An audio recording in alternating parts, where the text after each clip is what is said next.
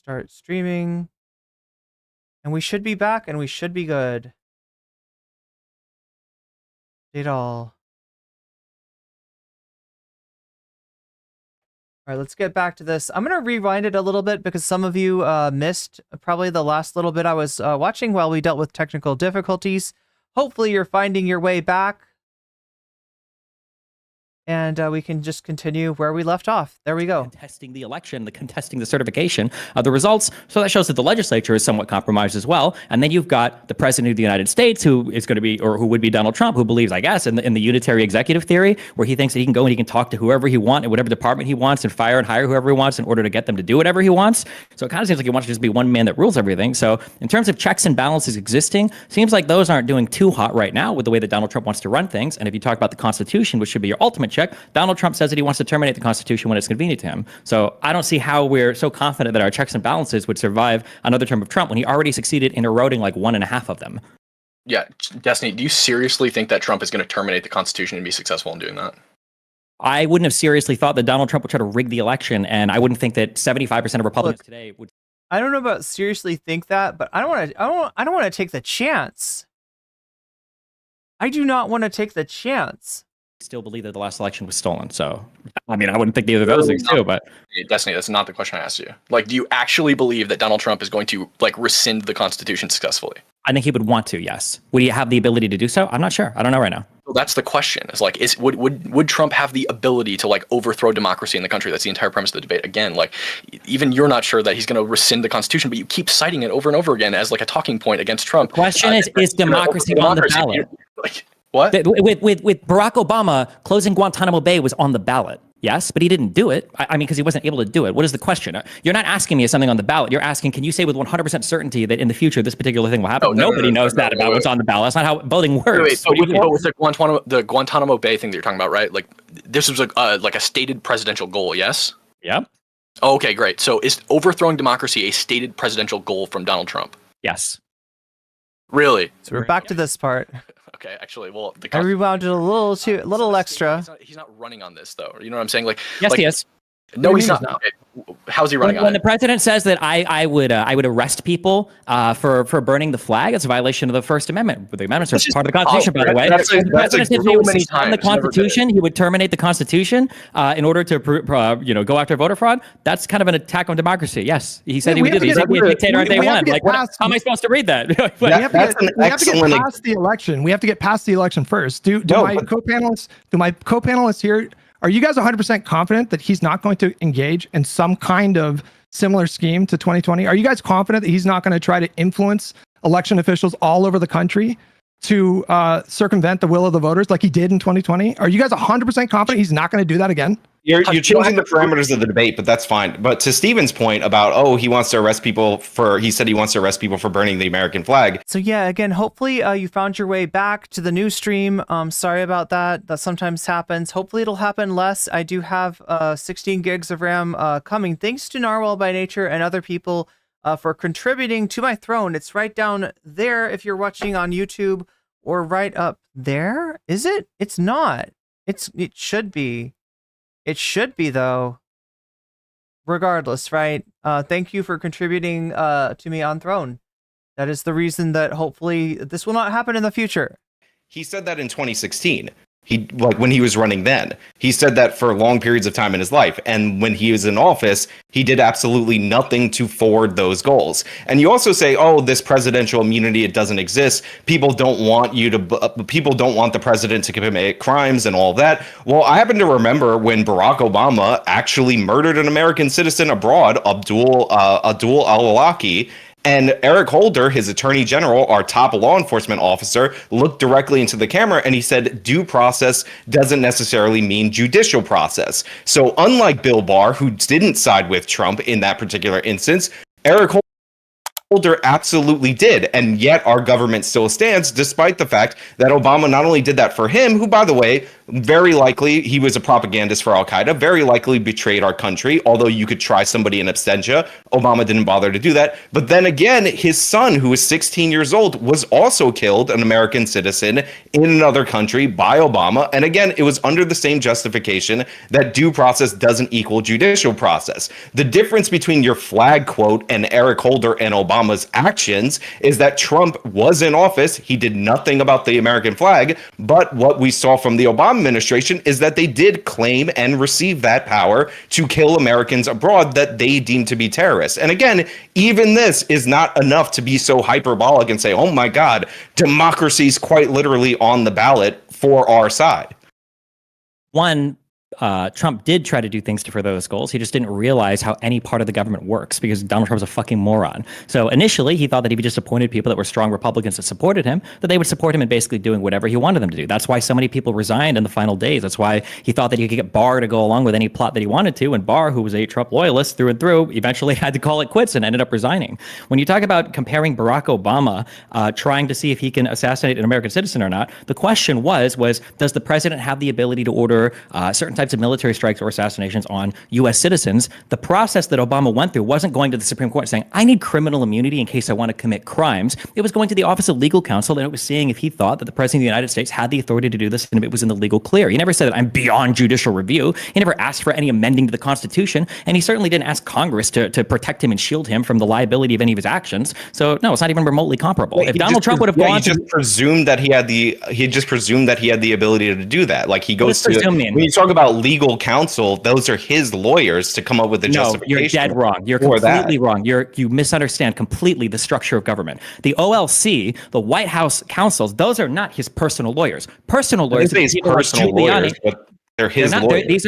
They're not his lawyers. They're the President of the United States lawyers. Which is the office that he held. But it's an important distinction. For instance, when you say Donald Trump's lawyers, like Sidney Powell and Giuliani and Eastman, these people aren't affiliated with government. These are his personal lawyers that serve at his personal pleasure for his personal gain and benefit. When Barack Obama goes to the Office of Legal Counsel, when he confers with his Attorney General for the DOJ, he's trying to ensure that he's doing his best to stay within the bounds of the law. Donald Trump wants to change the law. Barack Obama didn't go to the Supreme Court and ask for permission to kill somebody. Donald Trump went to the Supreme Court and asked for criminal immunity so they can do what he wants. But you actually should change the law, and he didn't ask for criminal immunity to do what he wants. He petitioned for criminal immunity because he was faced with prosecutions after he left office. He wasn't in power when he did that. Obama used the White House counsel to justify granting himself new powers, like you said, without changing a law, without consulting the judicial branch. And he just did it. He invented it whole cloth. And there was presumed immunity when he did it because he never feared any kind of prosecution for that. And by the way, I could kill this. It's so easy. You said Barack Obama didn't fear any kind of prosecution. Then why even go to the OLC? To get some kind of basic legal justification. Wait. Why would he need a justification? We never fear the fact that you're saying this, and you're smarter. You know this. You went to school for criminal law, right? Why would I go and? Oh my God, you're smarter because you went to school for criminal law. Jesus Christ, is Vosh smart too? Then, like by that, I'm sorry, chat. We're not talking about Vosh. Vosh is not relevant. Talk to a lawyer if I never thought that I would ever be criminally liable. He talked to lawyers to do everything. Like Trump talked to lawyers before he did like what the January 6th stuff. He consulted with lawyers. He asked lawyers to help him scheme and plot, and they said that it wouldn't work, and so he found other ones that would say he would. Barack Obama didn't go to the OLC, get a disfavorable opinion, and then find a new lawyer to tell him otherwise. It's absolutely not even remotely comparable. Well, his White House lawyers gave him whatever paper thin justification he needed right from the jump, so he didn't have to get a second opinion. If the justification was paper thin, then why didn't anybody with standing bring a case to the Supreme Court and have it overruled? Or why didn't Congress legislate and create a new statute to limit the powers of the executive if they felt like it was over the line? It seems like every other branch of government disagrees with you, so I don't know. I don't know what your evidence is for the fact that the justification wasn't good.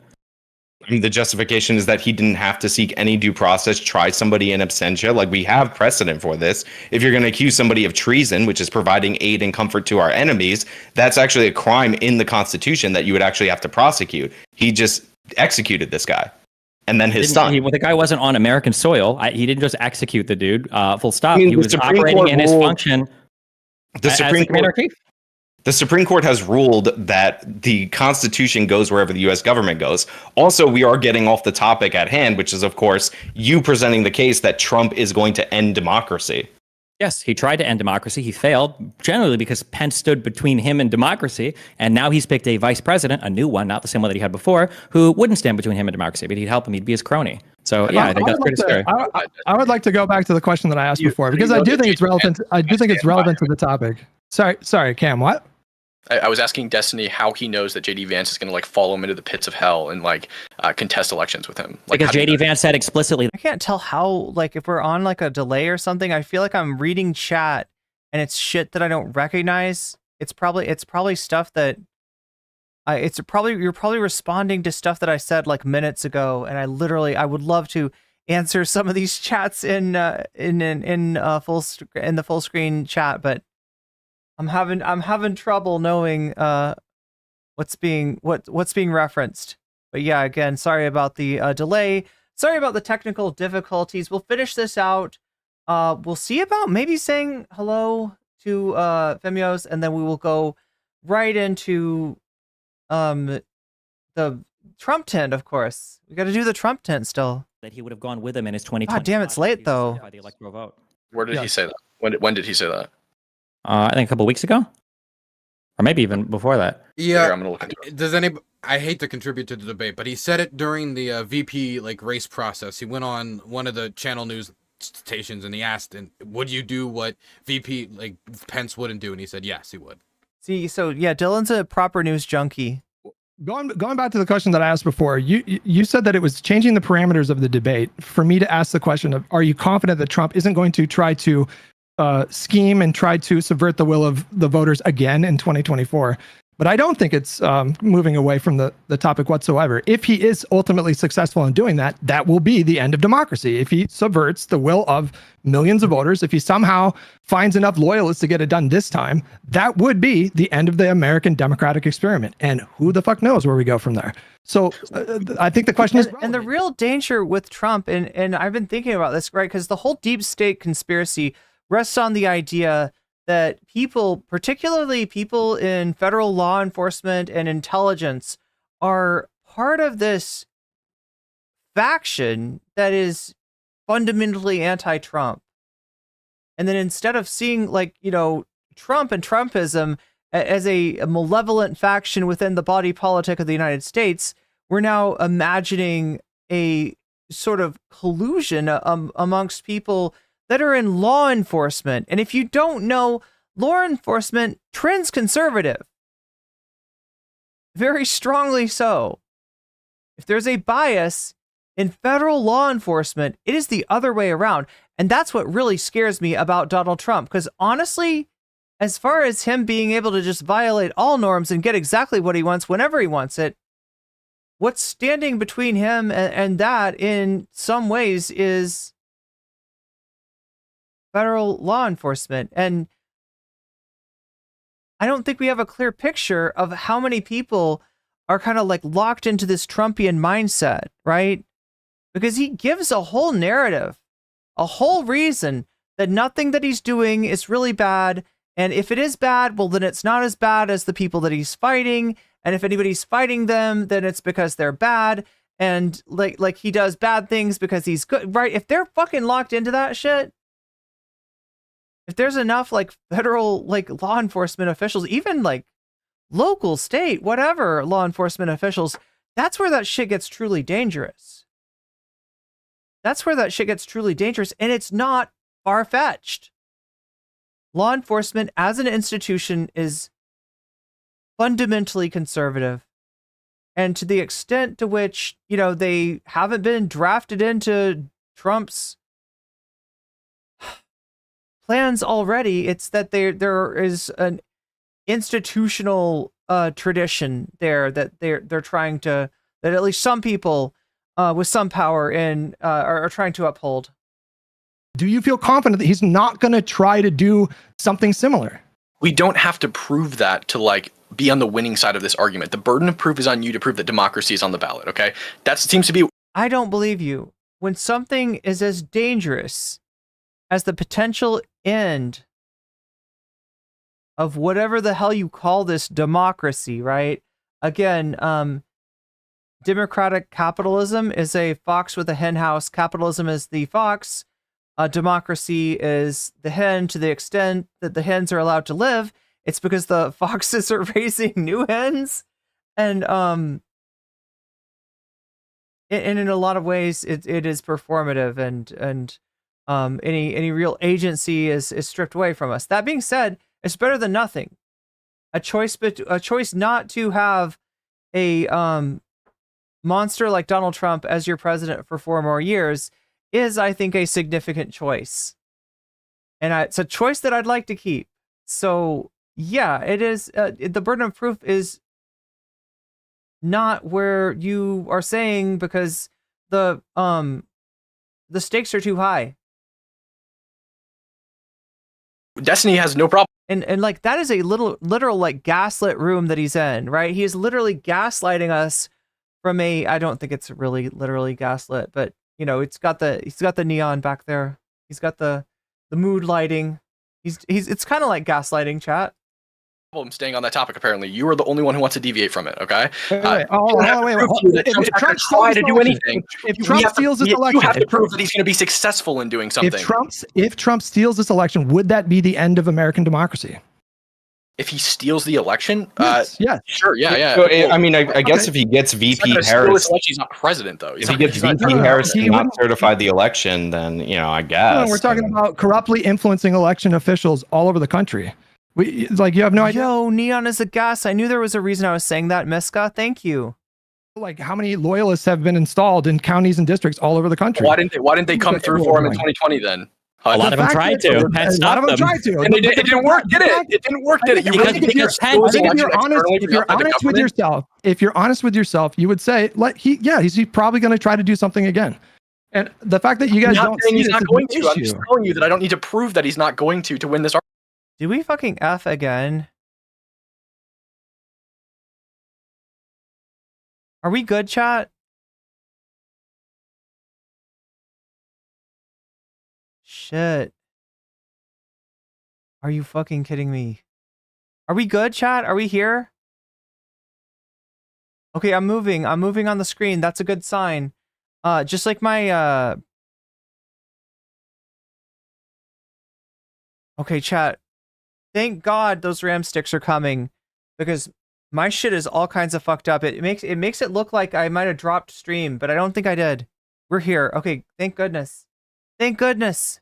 Argument. You have to prove that he's going to, and he's going to be successful to win this argument. You're also saying like democracy's on the ballot, but also like even if you vote for Kamala, then democracy's at risk because he's scheming. So even in that scenario, it's not really on the ballot because you're saying it's the outcome from both scenarios. Also, like, is it your contention that if like Trump's plot to not certify the election, throw it to the House of Representatives would have occurred, that would be like the end of American democracy? Like, this is like the unprecedented thing that would like obliterate our system. Nobody. It's not necessarily so. This is what I was trying to say earlier. I think I said it, kind of ham-fisted way. So I'll try to say it again. Right? It is an erosion of how shit fucking works. It is a precedent for the future.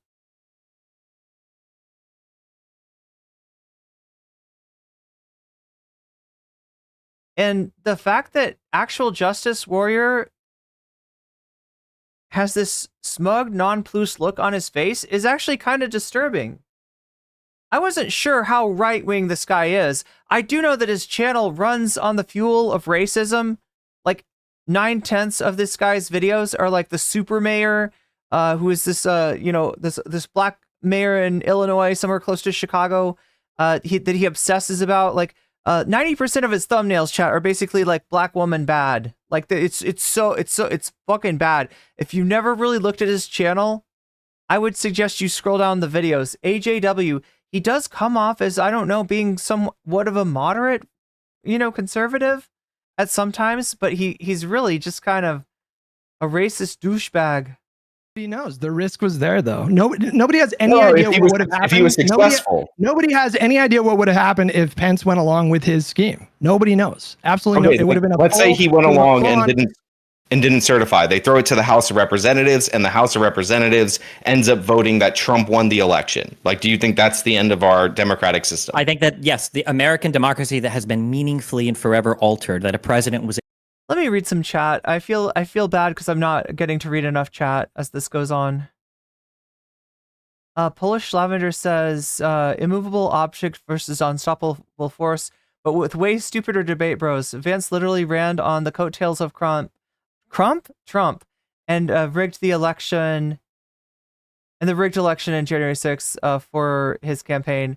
It is pretty tied up with anti-Semitic theories around Jews controlling the world. The goalpost moving is crazy with MAGA. A lot of rural law enforcement and super MAGA. Yeah, this is what I'm saying, right? It's terrifying. It is terrifying. You should be terrified, right? It's scary stuff, especially when they're already making plans to pay legal loopholes to undermine the 2-term limit. Yeah, to play legal loopholes. I'm sure you're. The RAM is good. The RAM is going to be really good. The stream did go down, but hopefully it's back up. Are we back up on Twitch? Can we confirm that? Able to choose himself, entrench his own power, and circumvent the actual will of the people and the vote of the people. Yes. Just paranoid. So like it's unprecedented, never happened. We are back. Before. We are back. We've never been so back. For sure. Would it end our entire system? I don't think that. Look, it's not just a burden of proof, right? It's the absoluteness with which you're answering the question. You're like massaging the balls of the question, trying to get it to yield the answer that you want, which is like, well, no, we can't absolutely 100% prove that 100% sure if Trump were to, do XYZ, then there would never be another meaningful, real presidential election ever again. That's such a ridiculous threshold. That's your threshold massaging. You're massaging the balls to get the threshold like way the fuck up there so that you can win this point, even though your point is ridiculous. And anybody with half a brain should be worried about what Trump would do to whatever, whatever exists of democratic, the democratic institutions of this country. Life would end. I don't think the planet would be destroyed, and the country would probably. System. If we consider electing like the president as one of the cornerstones of our democracy, then that thing has been severely damaged and potentially ended. Sure, yeah. But what if Trump? Of course, a cornerstone. It's of course a pillar of democracy. Sure. Yeah, no, it's important for sure. But like, what if Trump was able to like successfully send like Republicans to various swing states and then get them to throw out ballots from Democrats because of fraud and flip those states in order to be in his camp? Like, what if he did it to like 4 states? With that, if he found actual fraud. Yeah. So Polish Lavender brings up, isn't it? The exact definition, it is a definition if you reverse the votes from what the Electoral College said, and then and that is kind of what AJW is skirting by, the idea that one but honestly, like, this opens up a whole can of worms, right? One flipping of like how that is supposed to work is in and of itself a disruption, and that's what I'm trying to say, is it doesn't have to stay in place and be like forevermore, like that. It doesn't require Trump to like abolish the Constitution, and even just the precedent of Trump taking office in a situation like that would be a crumbling of the democracy at the very least. And I feel like that should be the threshold. Not is it going to be totally irreversibly broken forever like they're trying to massage it into, right? These are debate perverts, and they're doing debate pervertry, and they're trying to massage the threshold where it shouldn't be. Fraud. Well, no, like whether like, it was Republicans that went down and what should have been a nonpartisan process. Like if he was able to do that, would that have like definitely like ended our system? That would end the American Democratic Project as we know it, and it would be something else after that. And that doesn't mean that it would like get rid of every democratic aspect moving forward, but that would be the end of the current project that we're in right now. Do you disagree with that? Yeah, definitely. I 100% disagree with that. Because like Volkio says this is some heads you win, tails you lose kind of shit. Yeah, the circularity and the obfuscation in this in their argument is it is an example of them not being truly engaged in the discussion. If Trump didn't prevent the election of Biden, says Yokio, you can't say he could do it again. Do it if he tried again. Yeah, that's exactly what they're saying. That already happened in the Hayes election. Like 3 Republicans, the Ulysses Grant's government, sent down their own people to toss out ballots from 4 states in order to get Hayes certified as the winner of the election. And then there's the Hayes Compromise, which is quite famous in our country, where the Democrats ended up giving up the presidential election that they likely would have won in order to get Union troops being pulled out of the government. So we're still considered a democracy up according to you guys. Hey, sorry. Until now. Sorry. And that was the election Union troops pulled out of the government? Does he mean Union troops pulled out of the South? of 1876. So I'm guessing even that wouldn't destroy our system. Okay, I'm gonna calling it as a W here then. Yeah, he's nonplussed about this. Yes, and you can call that a W because this is ridiculous. Their fucking line of debate. Now it's a W in the sense that, like, he's obviously wrong. As far as like how the ramifications of this debate, the audiences that are watching it, and what they change, what the delta in their opinion on this stuff is going to be. I don't think it's really going to affect any. I don't see any right wingers watching this and being like, oh shit, these arguments are ridiculous. I've never heard them actually spoken out, but now I see, through this smug bastard down here saying, putting my point of view into words. Now I see how hollow it is, and I will not support Trump. I don't see that happening, unfortunately. But yeah, it is a W. Of sorts. Shifted to democracy is on the ballot, but is there a 1% chance or 100% chance that it would end? Thank you. Like, yes. I mean, we're never going to be able to agree on that. But like, I'm content with like, if this is where we're at, we're like, yeah, he would definitely threaten it. There's definitely like a huge risk. We just don't know like the percentage chance of him being successful. I don't know what he's going to do without even the powers of the presidency. Well, the question would be, do we agree that he threatened democracy on his last term? Do we agree with that? I think he tried to scheme in order to get the election, and he went further than we've seen in a very long time, and it was not great. Hold on. Wait. I want to. Okay, wait. So he does at least admit that he's not like saying Trump won the election or anything like that. He's not doing the election denial. That was the thing, is I sort of knew that about actual Justice Warrior, and so I'm a little bit surprised at how hard he's gaslighting about this, but not really. I mean, he's pretty fucking reactionary. Like I said, his whole channel runs on racism. That's the fuel. In YouTube, you get views, you grow a channel based on engaging the audience on an emotional level. That emotion can and most often is hatred and anger.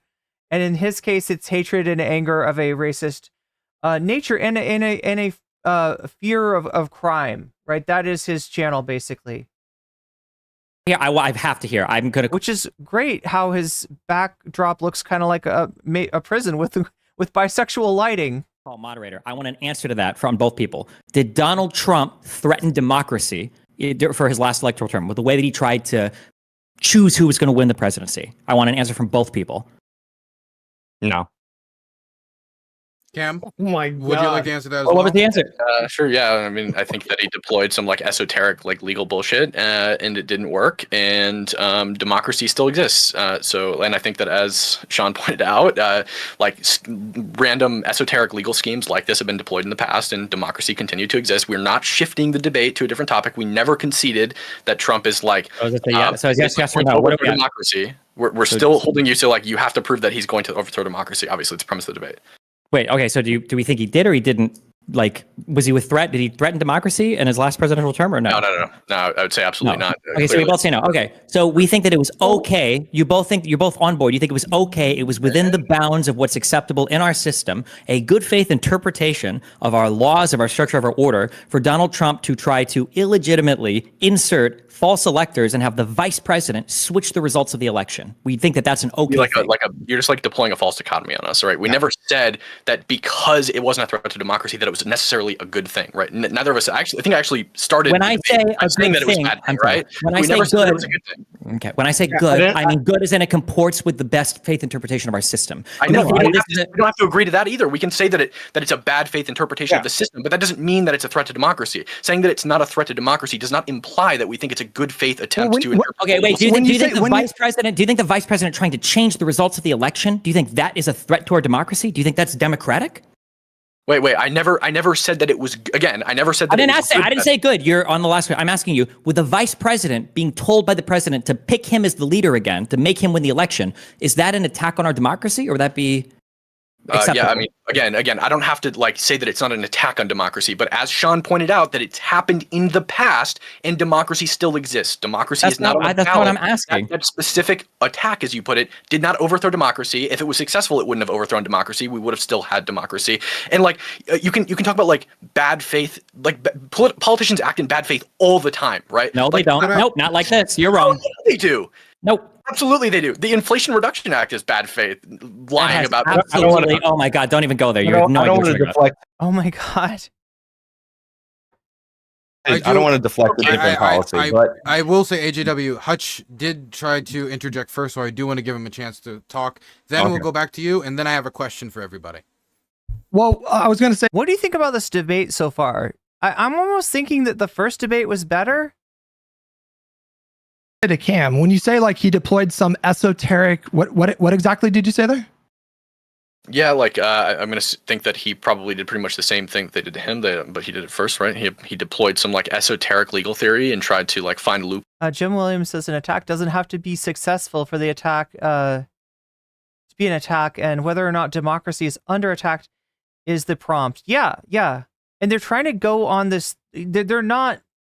So they're trying to pretend this is like a legal proceedings, and you got to show beyond the shadow of the doubt that democracy is absolutely, totally, and irreversibly on the line by the very virtue of the outcome of this election.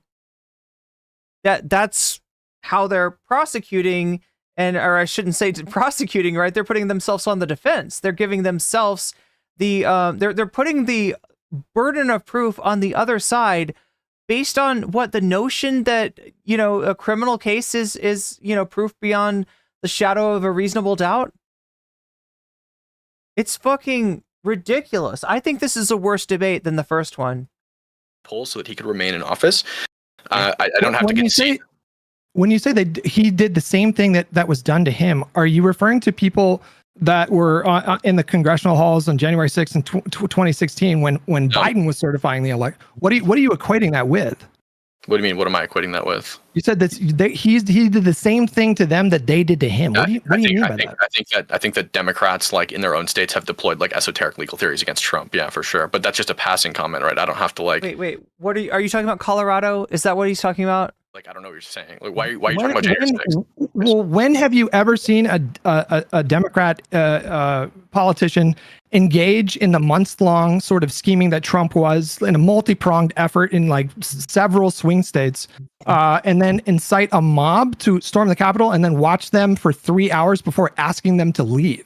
Have you ever seen a Democrat do anything like that before? So I'm going to fundamentally reject the idea that he incited the mob, first of all. Second of all, I don't need to show you that Democrats have done this to the same extent, right? But Democrats have absolutely contested elections.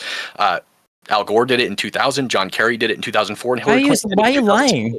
I'm not lying. Elections those happened in the Supreme Court. The Supreme Court said no, and then it ended. That was it. Wait. No, I'm not. Wait, did 2004 go to the Supreme Court?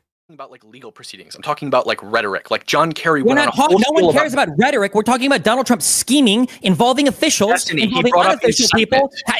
Yes, that was part of what happened on January 6th. He incited a riot. Yes, that's what happened. Yes. He didn't incite a riot. He did not incite a riot. He did. His entire campaign was run on look at the BLM people. They're rioting, and we're the party or the ticket of law and order. That was the entire. Yeah, that didn't happen. Yeah, but what happened on January 6th? That wasn't law and order, was it? No shit, it wasn't law and order. Destiny. Nobody said that it was law and order. Right wings always use BLM to cope on this, right? They always try to compare January 6th to BLM, and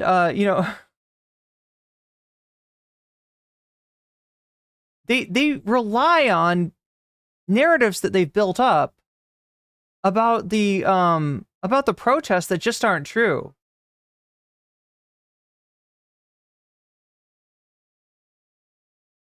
But you have to prove that that's what Trump wanted them to do. Yeah, Which I think Again, you all would the look at evidence his is not in actions. your favor. The evidence All while the it's evidence happening goes is Donald directly Trump sat against and you. watched TV. He didn't do anything to call any of the people off. He wouldn't make a tweet to tell the people to go All home. right, let's go through the timeline. Let's go through the There's- timeline. there's- Destiny. Wait, Let's go through the timeline. Let's go through the timeline. Let's do it. There's Let's no go through the timeline real quick. Let's go through the Yes. timeline. Okay. 12:53 p.m., 19 minutes before Trump ended his speech, rioters overran the perimeter. At 2 p.m., the Capitol went on lockdown as the first rioters breached the building. At 2:38, Trump tweeted, "Please support our Capitol Police and law enforcement. They are truly on the side of our country. Stay peaceful." This was 2 hours after the perimeter ran, but only 38 minutes, roughly, according to CNN, after they first breached the building. Okay, around 2:45 Hold on, p.m. wait. Do you think that? rioters Wait. invaded the Senate Do floor. you think? They Wait. broke into House Hold on. Speaker's Wait. Do you want to go through the? 3:13, Hold on. he said Wait. again, Do you want to go I through the am timeline or asking not? for Wait. everyone Do you to want use to go? Capitol to remain Do you want to peaceful. go? Do you want to go through the They were timeline? Do you want to go? Wait. Let's go through the timeline. Hold on. Why would you tweet? Please support our Capitol Police and law enforcement. They are truly on the side of our country. Stay peaceful. If they're not peaceful, they haven't been peaceful for an hour and a half. encouraging them to be peaceful. While they're already peaceful? rioting? What are you talking about? They're not Yes. peaceful. The They've goal is already to broken de-escalate, in. Destiny. Oh my god. No. If the goal was to So it's de-escalate, my why was people. Ivanka? Yo, I love the idea of Jan 6. Now, first of all, I don't know if at this point, can you get a signal on your phone? I mean, I guess there was video coming out of there, right? Did somebody live streamed it, right? Did Baked Alaska, Nick Fuentes, somebody like live streamed it? I remember. I don't know. Was it a recording? Was it a live stream? I'm not even sure, chat. This has been so long. But the idea of the rioters, they're like, what? They're about to hang Mike Pence, and they all check their phones. They're like, oh, wait, hey, everybody. Trump says to settle down. Trump says to, like, right, we got to respect the law enforcement officials. Oh, hey, cops, is it cool if we're here? Should we be going? Oh, yeah, the cops want us to leave, everybody. Sorry, Mike Pence. Sorry, Mitt Romney. Sorry, all the people that were about to hogtie and possibly unalive. Trump wants us to go home, so we will. What the actual fuck is this guy smoking? Why was his son? Why were lawmakers? Why was everybody calling Donald Destiny, Trump? you asked me a question. I'm going to answer the question. Off. Destiny, you asked me a question. Now I'm going to answer the question. So why might Trump tweet, "Remain peaceful and respect our law enforcement," while his people that he has immense influence over are actively like fighting against police officers and being violent?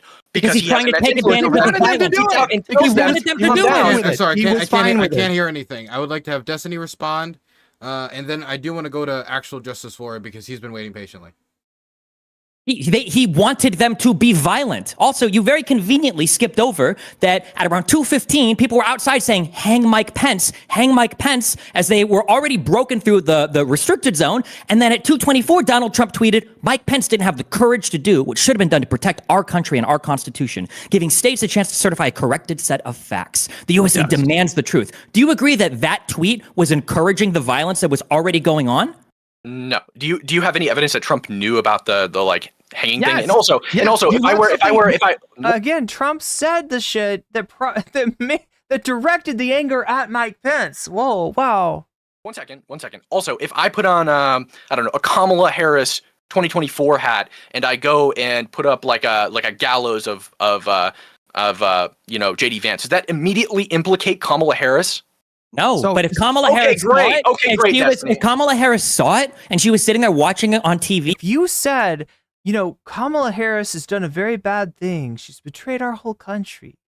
She's put us all in, and then that happened, then yeah, maybe. Right? If you put it like a special thing about like Kamala Harris is fucking doing the worst thing in the world right now.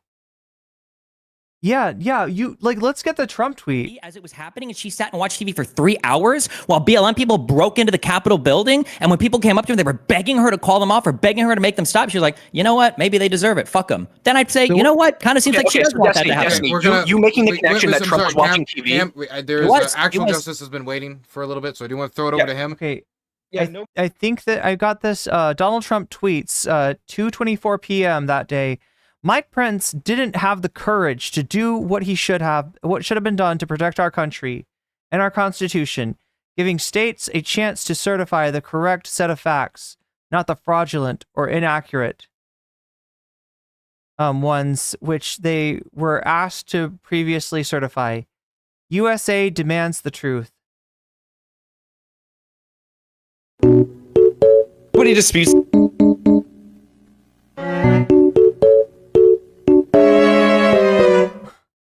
Omegastar says, "Shut the fuck up, Destiny." Thank you for the bits, Omega. That brings us up to 41%. 41% out of 100%. I'm kind of scared, chat.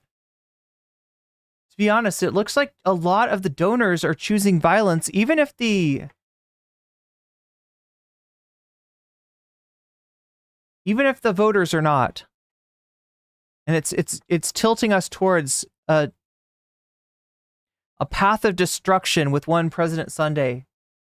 That there was actually, I shouldn't say nobody here disputes that there was a riot on the Capitol on January 6th, but the idea that Trump incited it by telling them to go over and peacefully protest. He never said that. Okay, well, at the end of his speech he did, but okay. No, he didn't. He did. He said that 20 minutes into the speech. He said, "I know you'll be marching peacefully." That wasn't anywhere near the end of his speech. Whatever. He spent an hour and 15 minutes long. It is whatever. Because the last things he said were, "We're going to fight like hell." You win greatest factoid award. I got you. I know. Being factoid. Greatest factoid. No, he actually has been like studying this stuff for a while. I don't know if it was for this. I'm sure it was for more than this debate. Like, to be honest, the Hippy Dippy is not what it used to be. There was a time where it was actually, a pretty decent platform for Destiny. Now, he was the main attraction, and apparently still is. This is the biggest draw that Dylan can get, I guess. But yeah, he's doing Dylan a solid at this point. A little bit conservatives, but we kind of like doing sometimes. I know. It's fine. Whatever. That's fine. Anyway, so yeah, the plan was, again, for anybody who wasn't paying attention, and it's a dumb plan, it was based on an insane interpretation of the Electoral Count Act, was for these people to protest at the Capitol and put pressure on officials to not certify the election so that it could be kicked to the Congress, which they would then vote based on one vote per state, and the Republicans had more majorities in more states in order to give him the election. The idea that the plan was for them to riot and like threaten to kill people and all that is just not true. It's ridiculous. Omega, are you choosing violence with that with the gifted sub? Ridiculous. And remember, when you donate, you can let me know in chat which of these topics you want to see me cover. After I get done covering this, we're gonna have to put the Trump tent back to tomorrow. Sorry about that, everybody. I know you were jonesing for it, but it's a very long speech that we're gonna have to go over, and I didn't realize how long this was, and I didn't realize how much I would be pausing. But yeah, the God. The poll ended up at 47%. We're just going to have to go with a 47% RFK Jr. trying to join Team Kamala, 26% Mr. Beast, 16% NCC. So it's not quite there yet, but it's getting damn close. It's like about 10, it's 11% away from overtaking RFK trying to join Team Kamala. Should I put another poll in chat? Do you wanna take another? Do you want to take another survey? Let's just finish this. And if Trump's goal was to take the government by force, yeah. Thank you for the subs on the sub on Twitch, and yeah, we're 47% towards that sub goal. If we hit 100% by the time that this stream is over, we will indeed unlock that extra bit of bonus content that will be potentially me going over what President Sunday said today, because I'm most interested in that drama. Or it could be RFK joining Team Kamala. It's your choice, really. It's your choice. Sanchi super chatted $5. RFK, please. RFK, you say. RFK. Okay. Let's add that to RFK. And there's no nervousness, chat, in my laughter. I just want you to know that. It's important that you understand.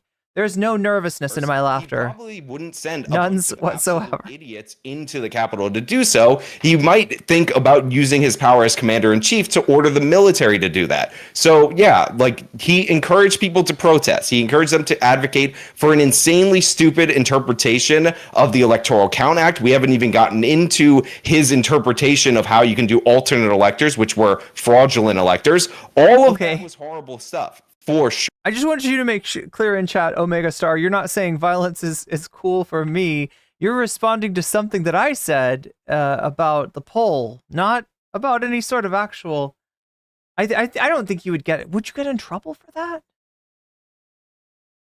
Sure. Yeah, all just be that clear. There was no inexcusable stuff. there All wasn't- that it wasn't- is illegal it was- stuff from his legal team, and he should not have done that. That being said, this was not the end of democracy, and the idea that he planned to have them steal Nancy Pelosi's podium to take the presidency is ridiculous.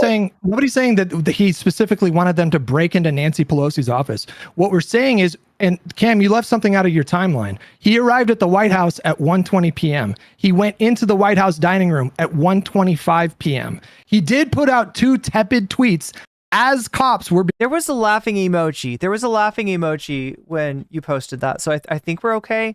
I just don't want being brutalized, and they were. I just don't want that to be misunderstood by any moderation that might be checking in on us during a riot while people were literally dying. And it took him almost 3 hours to come out with a statement asking them to go home. And this was after he had several aides and family members begging him to make a post asking them to leave. He refused to do it for 3 hours. So wait, before we go to anybody. The squid and the jellyfish, says Shakespeare, declare war on Saturday. On Saturday is what you meant. Yes. Emperor Saturday. That's who we're going to declare war on. That's who we're going to nuke.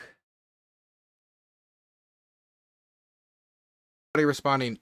Lauren Southern has just messaged the staff here, and apparently she wants back in. But because, of course, she dropped out. And she wants back in. Yo, chat. She wants back in. Lauren Southern coming back. Is that real? Chat, is this real? Is any of this real? I gotta know. Because I'm obviously on Valium and Thorazine, so I can't really tell reality from not reality at this point. It's just, I'm a HRT zombie, I guess. I don't know. She wants back in. I need to ask the people on here, because it's your guys' show, since you're the guests. Do you want her back? I'm fine with that. I'm okay. I'm fine with that. Wait, they gotta accept it. They could be like, no, Lauren, you had your chance, and you left. You left us all here alone with Destiny and Hutch, and you could have been actual Justice Warriors partner. Yes, partner and problem in one. But you left us behind with this super value Steven Crowder. Steven Crowder at home. Cam? Sure. Okay. Danabo. Wait, does that mean Cam gets kicked out, or here comes Danabo? You guys can continue. Does Danabo live with him? I don't know. Can you guys are they roommates? Interpretation of the ECA also. No. This wasn't an interpretation of the ECA. It was saying, we don't think the ECA is legal, so we're just going to ignore the ECA. That was the quote-unquote interpretation. Okay. No, the interpretation was that the vice president can certify it, therefore he can, not certify the Izzy Sanchi. What? $5. Shakespeare What? changed my mind. I want some ice cream sundae. No. 62. You know that the fucking drama vultures are probably with us right now. Hello, drama frogs. How are you doing? How are you doing? I'm a big fan. I wanted to say that. I'm a big fan of all of yours, right? You're great, and I appreciate your presence and croaking as you often do. Election and then throw it to the Congress. That was the whole point. No, the whole point was him saying that the ECA is not legal. We don't believe in the ECA. That was the whole point. That's why every time they say constitutional, they refer to the 12th Amendment. They're saying that they think that the 12th Amendment supersedes the ECA, and the ECA is unconstitutional. That's why they. Pence had his own White House counsel that told him, "You cannot do this. This is not an option." And Pence tried to communicate this to Trump over and over and over and over again, and it just didn't get through. Trump was asking him to do something that Pence's own lawyers were telling him, "This is unconstitutional. You do not have that option." Also, hold on. Just by definition, just check definitionally, if Trump would have succeeded and would have stayed in office, and then now he's about to leave office, would you be saying then that it wasn't a threat to democracy and democracy didn't end? Yeah, that's what I said for the Hayes election. It didn't end. Okay, wait. So we can say that even if the president would have flipped the election and stay in office, democracy. So what would be the counting of ending democracy to you then? Do we have to show that it's going to be like an apocalypse? I mean, presumably there would be another election in that scenario. A lot of people argue that Gore won Florida and that Bush was installed by the Supreme Court with a ridiculous decision that they said was not precedent. That didn't answer my question at all. Did withhold that. Like it's probably gonna be like precedent that like there's not elections in the future, or that Trump is choosing who gets to be elected, or that like executive members of the government are choosing who gets elected. I've heard you call Trump a dictator like 100 times on your stream. Because he says things maybe something along those. Dictator. Yeah, because he says things like a dictator, right? Oh, yo. Trump says a massive fraud. That's super weird. Yeah, Dragon Princess, thank you for the super sticker. I didn't even see it though. What did Dragon Princess choose again? I don't know why it didn't make a noise, or maybe it did. Did I ignore it and it made a noise?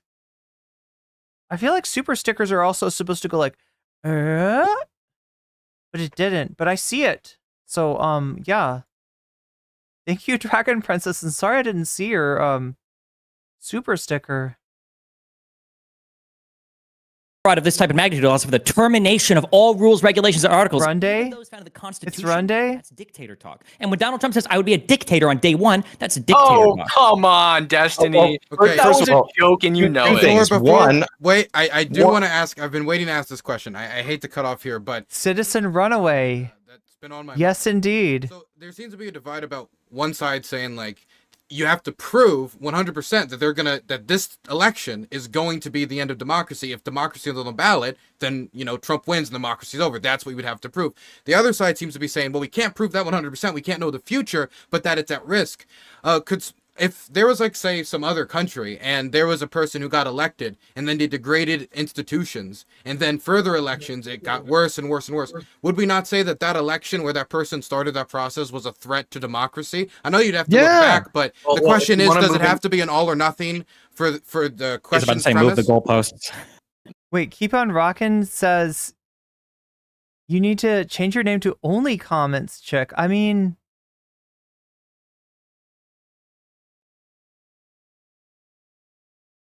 No. I'm happy to move the goalpost. If we want to talk about like threats to democracy rather than democracy ending and democracy being on the ballot, I'll take like a point blank concession from everybody on the panel who disagrees with me. Okay, wait. So just curious. Let's say Donald Trump finds a way to appoint his son as the next president, but like oh shit, is normal. Oh shit. So I just realized what's going on. Every time somebody says MAGA, they're getting the comment deleted. And like the idea of it is to just not have people come in here and just say MAGA, because that doesn't mean anything. You make America great again. Okay, like you're not adding to the conversation. But when somebody's using MAGA as a description, like David H did, that should not get auto-modded. I'm gonna take that off. David got timed out for 60 seconds? Shit. Let's see if we can fix that. You say that the democracy ended, or is it still democracy? If he appointed his son the next president, yeah, then that would be the end of our like electoral system. What's the difference between him appointing his son versus him like flipping and choosing himself as the winner after January 6th? Well, if you're doing like a contested election where we have a process for it, which, but again, I don't buy into this. It wasn't a contested election and the process was exhausted. That's first of all, it was literally like, did Trump have a good case? No. But was it contested? Yeah, that's what all the court cases were. It was settled. No, and they were settled. It was over. There was no big contested. Okay. All right, well, we're going to argue over the definition of contested. But that's different from saying my son is the president after me. Like, do you not understand that? No, I don't at all. Okay, explain it to me. What's the difference? Donald Trump lost the election fair and square. The Americans and the states voted against him, and he tried to change that outcome in the Congress. Why would it be different if he did it for him or for his son? If you appoint your son, you're saying if his son was on the ballot and then he lost and then they had like the same argument and then they ended up using this technique to get his son, is that what you're saying? Focused too much on the technique. You seem to be saying that even if the president was elected illegitimately, he appointed himself the next ruler. You're saying democracy isn't. Omega Star says that we made a whole website about restoring democracy. Yeah. In that case, I'm just wondering the specifics matter. And nobody's brought that up, have they? Also, Dylan's got himself a corncob pipe. So, like, I'm asking if you violate the election and you choose unilaterally to make yourself the next president, chat, is that like a thing in Ukraine? Or do people smoke pipes? Is that like something he picked up while he was there, or make somebody else the next president? You're saying democracy isn't over. It depends on what. So you're saying if Don Jr. runs like Trump did and ends up in the same situation, and then that plot actually works, Yeah, the worst person you know just made a good point, right? Polish Lavender. Destiny is Is that what you're asking? Or are you just saying he comes into, Here comes Lauren Southern. Are you ready? like, he just appoints his son the next president? This is drama. Saying, let's say he's president this time. Let's say that his son runs, and let's say that his son loses the election. But Did he buy the pipe at Bandera Mart? I can neither confirm nor deny. Anything Trump did after December 15th is going against the constitutions. Yeah, governors certified it in all states. he runs the same scheme, and he manages to make it so that the so that his son actually wins because this time JD Here Vance she goes along with comes. it. Is that like the end of democracy? Samantha's got to get her on. Or what is that? Okay, quickly, we've also added pondering in order to balance it out because Hippy Dippy, it's supposed to have... Oh my god. Okay, so it's about to get rough again, Chad. It's about to get... balance 3v3 if it's Cam Higby and actual it just that's the reason why he's here explaining that. Okay. Welcome in here, brother. What up? What Lauren, about welcome in here, sister? nice to meet you. We've never spoke. Hello, everybody. Nice to meet you. Do you too. have do you have any thoughts? I haven't been listening. I've been trying to figure out text. I'm gonna have to sit Okay. and catch up on what's going on. This is what I was saying, Chad. It's Samantha's setting it up for her. I'm sure all the liberals are incorrect here. I'm happy you could make it. I'm happy. I'm happy we're getting, man, it's a 3v3 now. Now it's an even bigger event. Huzzah. Yeah, thanks for having What is me. I'm just curious, what is the minimum threshold then from the other side? Since apparently the president unilaterally deciding that he's going to remain president, that's not destroying democracy. What is like our minimum threshold that we're looking at here for like major threat to democracy?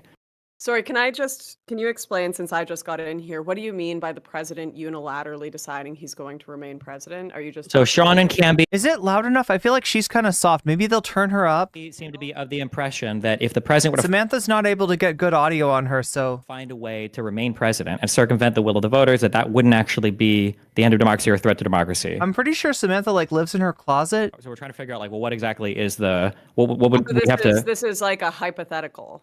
Yes. Not okay. Yeah, he's just trying to establish the threshold, what constitutes a threat to democracy. Wait, Sean, what's your argument there? Because I think Oh, well, first of all, they keep saying threat to democracy, but they're the ones who are saying democracy's on the ballot, that it's going to end if Trump were to win. Now Steven's asking this question, but he won't clarify exactly how, like, his son is supposed to be the president if he... This is such a weird debate night dynamic. Somebody shows up halfway through, and then they have to be explained where the debate is at, and they're getting it filtered through one of the litigants of the debate, who's, sort of reframing the parameters that we're dealing with here in an extremely bad faith way. So then Lauren responds to that, like to that, goalpost move. And then the rest of them are supposed to sort of hit it back to Lauren, which basically is a weird way to hijack a debate, but okay. hands the presidency like a throne to his son, then yes, that would be a monarchy, and that would be the end of democracy. So I could be talking out my ass. I don't know if Dylan sent you all an email. Wait, hold on, wait, I'm sorry, wait, hold on, wait. I'm sorry, I need to clarify.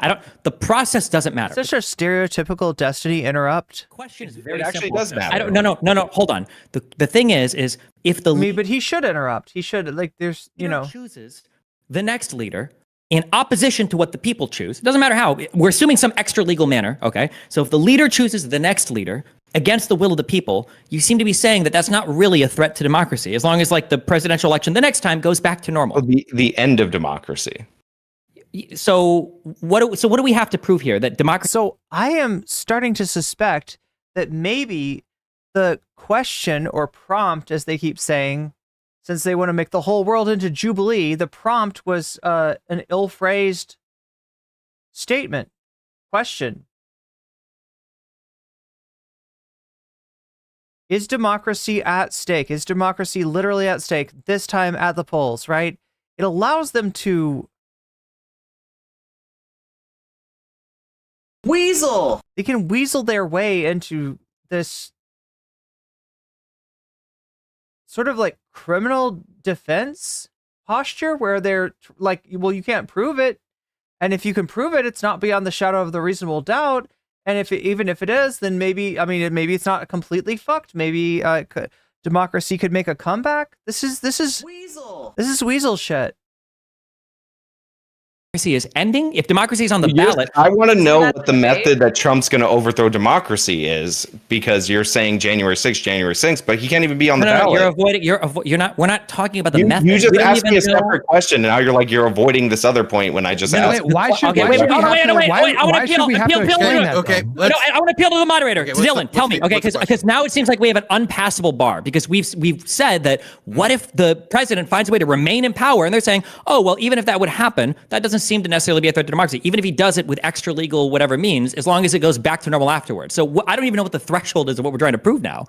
Well, I mean, it is good to throw it back to Dylan. Dylan's the one that came up with the prompt. I feel like that's where the problem is. Are you asking me like what was my intent with the question? Is that what you're asking me? No, your intent doesn't matter. What matters is how people interpret it, because that is what is going to go on when you give them a prompt. It's not going to be that they read your mind and they figure out how the fuck you meant it. Yeah. Okay. Would you like to define it? And then after, we're going to go to pondering. I mean, I guess this is the best thing that you could do at this point. Try to get Dylan to come up with a better prompt. What did he mean to say? What did he want to say?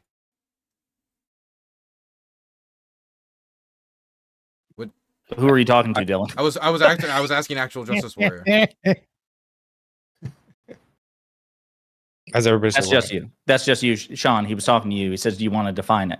Oh, define what? I wasn't listening. The end of democracy. Jesus fucking Christ. First of all, yes, like in terms of a threat, which is not what we're talking about, yes, this would be a problem because it could become a norm. But again, this strategy actually worked. And you talk about handing it over to the next guy. This happened in the election of 1876. Like, it led to the Hayes Compromise, which is absolutely disastrous, where they ended up sacrificing the civil liberties of Black Americans in order to get the presidency in an election that was incredibly sketchy, that most historians still say that they can't determine who won. But because that didn't become a pattern, then our system was able. Yeah, David, I actually took that out of the banned words just because I realized somebody could use it in a way that's like I didn't realize that people I didn't realize that you'd get banned just for saying it in a sentence.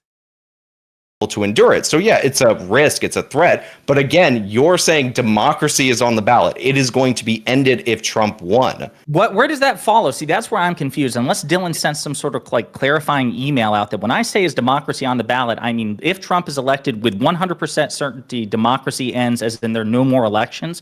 Yeah. That is a ridiculous. You can't even put forward a that is a category.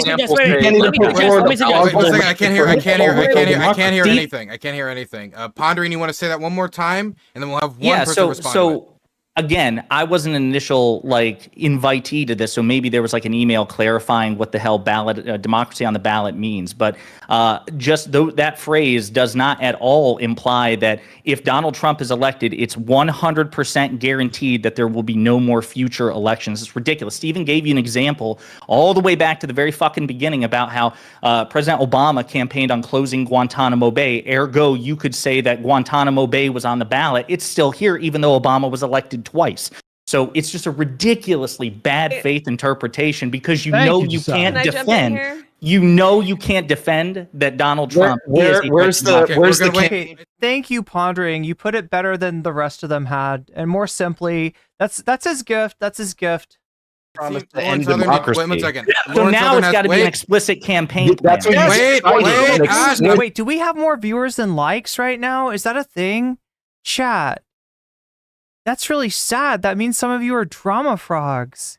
You're just here for the drama. You just think I'm going to say something about Sunday, or I don't know. When clearly we were here to support our president in this debate. He's the closest thing to a leftist that was on that panel. Even though he had a weird take about the homeless guy. I don't know what that was about. But yeah, in general, I was there with the chat. We had the squid hat. We had the squid hat, right? Because we were supporting our president. Everybody thinks it's all got to be about drama, don't they? It's just like I'm expected to just overreact to things, right? Is that what you want? Is that what you need for me to be on? That's Lawrence, what you just cited. Well, no, you said that it has to be a fact. Lawrence, Valium and Thorazine at the same time? Is that what you need? You wanted to respond to it, and you haven't spoken yet, so I wanted to throw it to you. Yeah, I appreciate that. No, I was very clear. It was Counterpoints, Connor, that reached out to me to join this debate. When Looks like somebody else is going to Blinker City. Actually told me the subject, whether democracy was on the ballot or not, which to me seems like a pretty clear question. But I asked for clarification to him because I said, I'm not sure there's going to be much disagreement here unless it is literally a black and white question of they think democracy is going to come to an end if Trump is elected. And he said, yeah, that is the debate that we're having. So that was the impression I was under when I came into. That's the debate that they want to have. This is the whole thing. They want to have that debate. Anybody reasonable wants to have a more meaningful debate that doesn't presuppose this whole burden of proof being on the side, trying to argue that there is a clear and present danger, right? That is not where the burden of proof should lie. But regardless, they're going to try to move the goalpost. They're going to try to massage that goalpost to be where they want it. Here, I imagine Sean and I had a conversation yesterday about this conversation, and we were like, man, that's a pretty bizarre position, but I guess that's what they're taking. But if you're not taking that, then we are absolutely happy to have you cede the debate at this point that democracy is not, in fact, well, on the ballot. Stephen Hutch. What was your interpretation? Well, hang on. I'm sorry. Just real quick. Can you clarify that? Was that your interpretation of the prompt? Because I don't think either of you will say with 100% certitude that Donald Trump will end democracy if he is elected. Well, okay. Can I? No. Well, the thing. Can I clarify? I mean, I wrote the question. I guess I should clarify what I meant if this wasn't communicated. I didn't necessarily mean that we know for 100% certain that Trump is going to end democracy. You hate how smug fascists are? Sometimes they're literally smug. Sometimes they're smug little bugs. At least that's what I wrote it. That couldn't have been communicated. You know what I'm saying?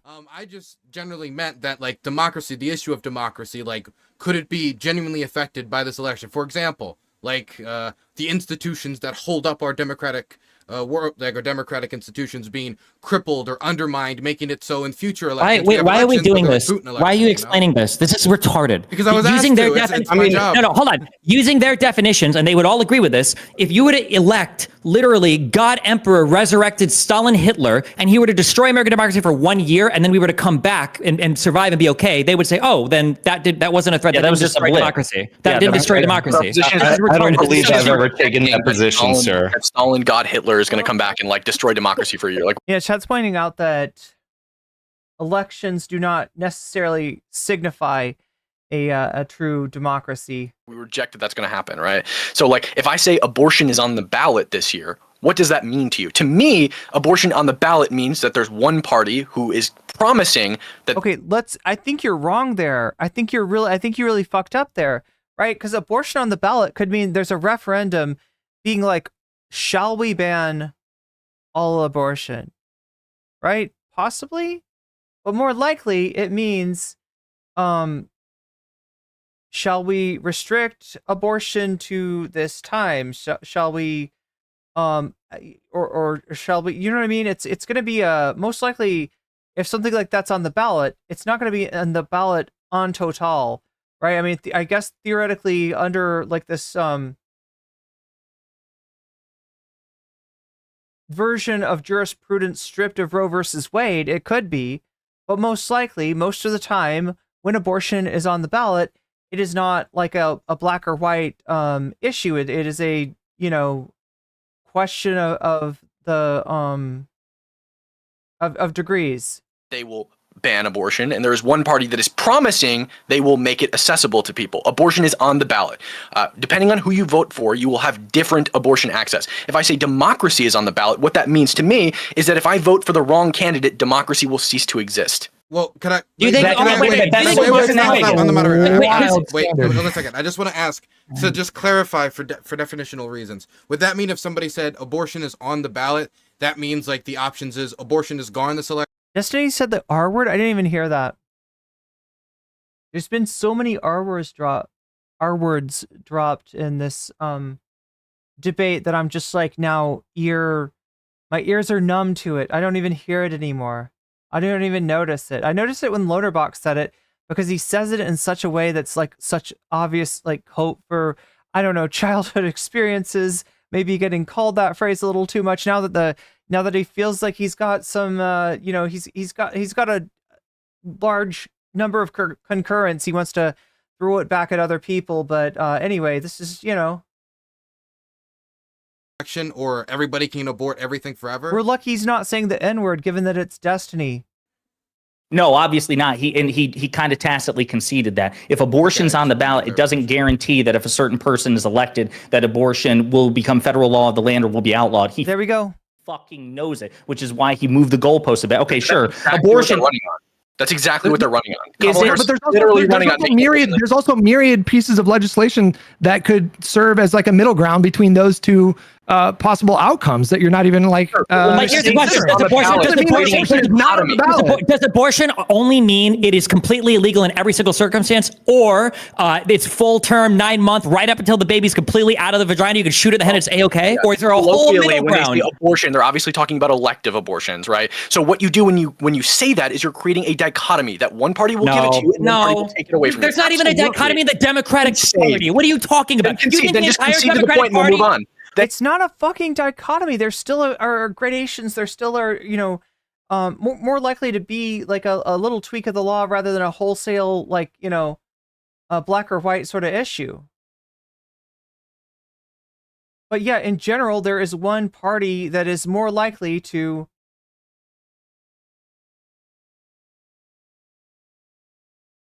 leave it up to personal autonomy, and there's one party that's more likely to try to restrict it as much as they think they can get away with. No, it's not a concession. You're being... No, I know it's not a concession. I'm asking Do you think... Hold on. Do you think they have multiplied, Tool? You're right. abortion? Do you think the issue... Do you think that We now have a Lauren Southern sitting at the bottom of the pile. there is a dichotomy on the issue of abortion, on the issue of gun control? Do you think there's a dichotomy on that? When we talk about abortion colloquially, we're obviously talking about elective abortions by and large. So when you say abortion on the ballot, talking about elective abortions, Is it a 6-week abortion? on Is the it an ballot, 8-week abortion? Is it a 10-week abortion? Is it 12? This Are is there actual exceptions for the life of the retardation. mother? Oh my God. Yeah. I wanna pull back this abortion thing for a second. All right. So like my issue, and I gave you guys This is kind of useless. Like, I'm getting pissed off, chat. Is anybody else sick of this shit? I want to cover this. Okay, but this is just, it's getting pointless. It's a waste of time, and I don't see it getting better. And it would need, look, I'm not trying to, I don't know. It would need A, a better prompt. I'll say it. That's on Dylan. Or B, some moderation to get these assholes off of this fucking frustrating line that they've taken where they try to move the goalpost to where if it's not all or nothing, they win. That's fucked. That's fucked. That's not fun. That is a failure of a debate. I don't know what else to say, chat. I don't know what else to say. as a way easier out than like prove a Isn't it up to Congress? In a lot of cases now, it's up to the states. In the post-Roe period, there's various levels of restriction in various states. 100%. We don't need an out. The gum is gonna. Yeah, the Congress could also write like a national, guidelines or whatever. Well, I mean, you kind of do because No, we don't. Your interpretation is ridiculous. and this is what we got. So, like, The this fucking is guy who created the prompt, Sean, disagrees with you. That's the thing. You can appeal to Lauren. I can appeal to the guy who who author created the theory. prompt. Look into it. But The anyway, death of the author is Dylan. Dylan's still with us though. Sean, do you have some kind of evil plan? Do you have some kind of evil plan in the works to make it so that I wouldn't talk about the death of the author when the author's on the panel with you? What are you planning? What is this guy cooking, chat? What is he cooking? Let me just the be clear. question was, do you have a? But now there I just want to Do you have a- clarify that Freaking communists invading radicals, yeah. how I wrote the question. Like, you can still argue, like, hey, Trump Hey. 100% needs to end democracy. You need to prove that, and that's the standard I want to hold. But that's what I meant when I wrote the question. I have the receipts. From counterpoints, Can you maybe, do- but counterpoints. Well, yeah, they're bringing up the whole thing of like after the birth happens, right? Which isn't really a thing. It's just a weird Republican fascination that they like to always say. It's like a weird witch hunt. It's like, yeah, no, they're after the baby's born, they take it away from the mother, and then they do horrible things to it, and they call it an abortion. And it's like literally not. That doesn't fucking happen. That doesn't fucking happen. That is not a thing. Might have interpreted my question incorrectly, but that's Yeah, always so that's I I was was under. I don't know. I kind of think it was the prompt that was the problem. I think the prompt could have been more specific and directed, but that's just me. Can we not I'm entertain sorry. this argument that whether or not something's on the ballot means it's a binary choice? Nobody in the real world believes this. These people don't believe this. Like nobody. Look at me, look at me. Why are we letting the conservatives gaslight us into this I'm not super fucking gaslighting. position? That's the question I was asking. Move on It's to so what retarded. Dylan intended when he wrote the question. Just concede that Hey. that you do not know that Trump is going to be a dictator, and let's move on. If somebody says that doesn't mean it's immigration is not on the on the ballot. ballot, does that mean that you either have No, open that's what I borders or asked, no Jesse. immigration? Is that what it means You when wanna move immigration is on or on the no? ballot? It's either You wanna open move borders on or or no no? immigration. Oh This my is God, so let the stupid. lady talk. Rude. Okay, Lauren Southern. I literally was like, I'm down for the debate, but I just want to clarify the topic is definitely, in quotes, if Trump is elected, it is the end of democracy, correct?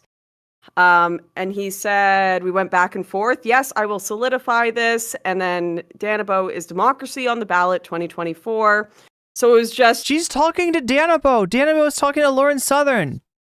I was just reiterated the same thing. Yes, is democracy on the ballot? But Maybe Danabo lives with her too. I just want to The question- clarify. No, we all know, chat, that Danabo lives in Dylan's closet. That's This is If Trump democracy on the elected, ballot. It's the end of democracy. but I right? did- Yeah, you I didn't- lured us here under false pretenses, just like that man who offered me I- candy no, in the I back. didn't I mean- didn't, I I think didn't it's mean to good. lure you under false pretenses.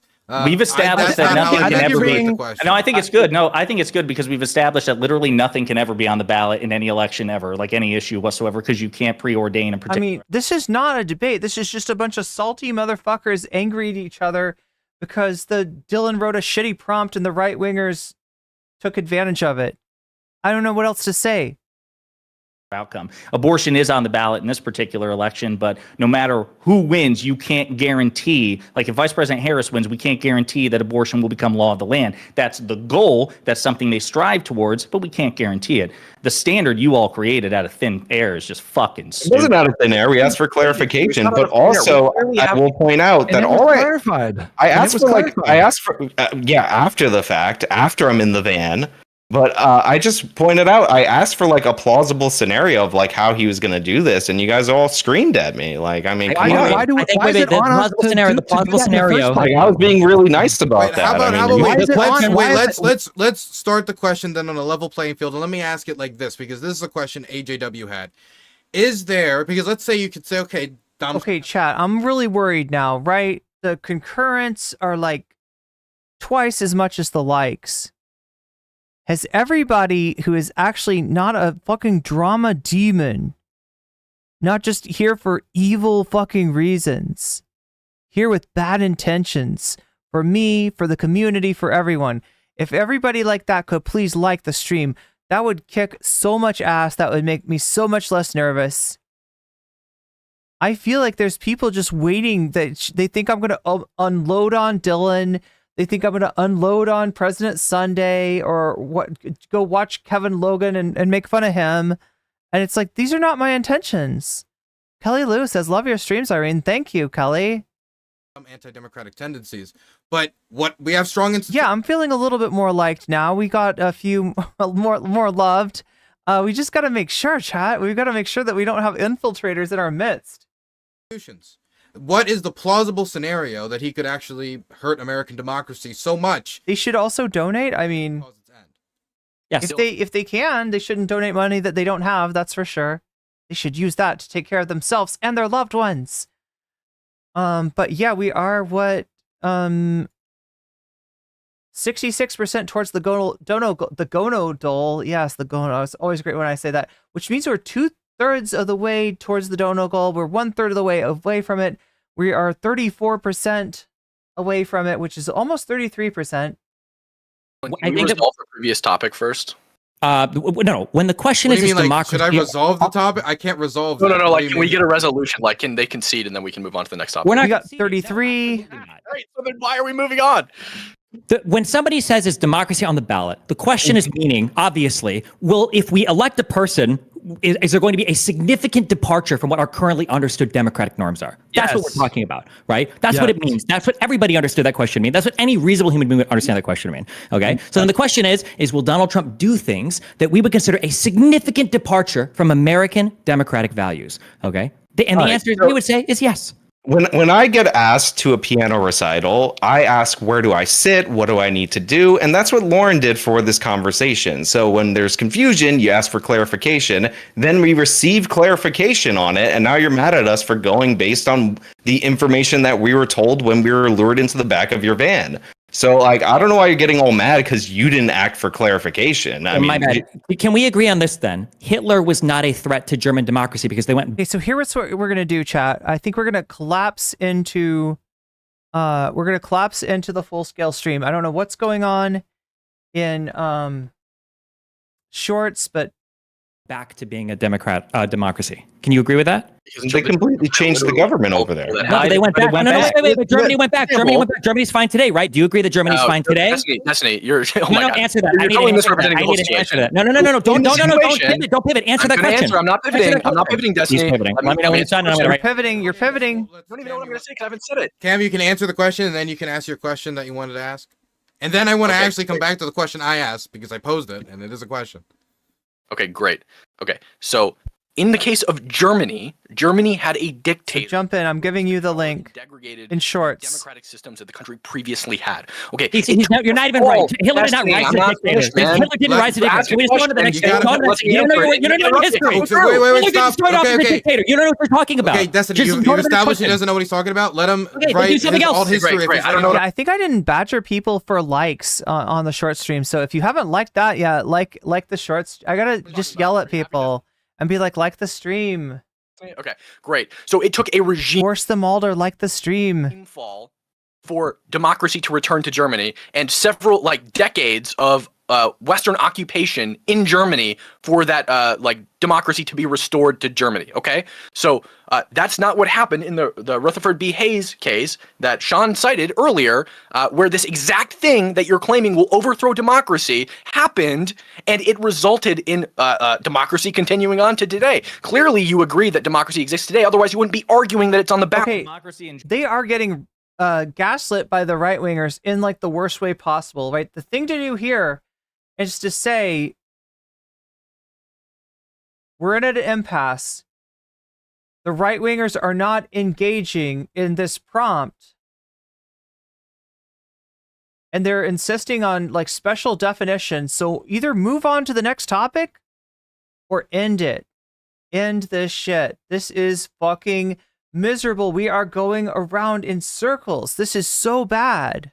Germany exists today. You just proved Destiny's point. The idea, the green shirt, I think that's Destiny. That democracy, I think you're talking about Destiny. Permanently ended is fucking stupid. Now, that's Destiny. Moving the goalpost again. We're saying that it will happen without if there's a decades-long gap in between democracy and dictatorship, that's something else. Yeah. All right. So do you think that there's a meaningful difference? I'm just going to ask you of having external governments overthrow your dictatorship and then install a democratic government in half your country, by the way, because the Soviet Union took over the other half, or at least, whatever. They split the country. But do you think there's a meaningful difference between that and then an election that's contested, that has this stupid electors thing, and then a corrupt compromise that's one of the stains on American history, but then the next election functions as normal? Do you understand that there's a difference? Okay, I understand there's a difference, so there's no threat. Then do you agree that the Civil War wasn't a threat to democracy? Because that was in another country.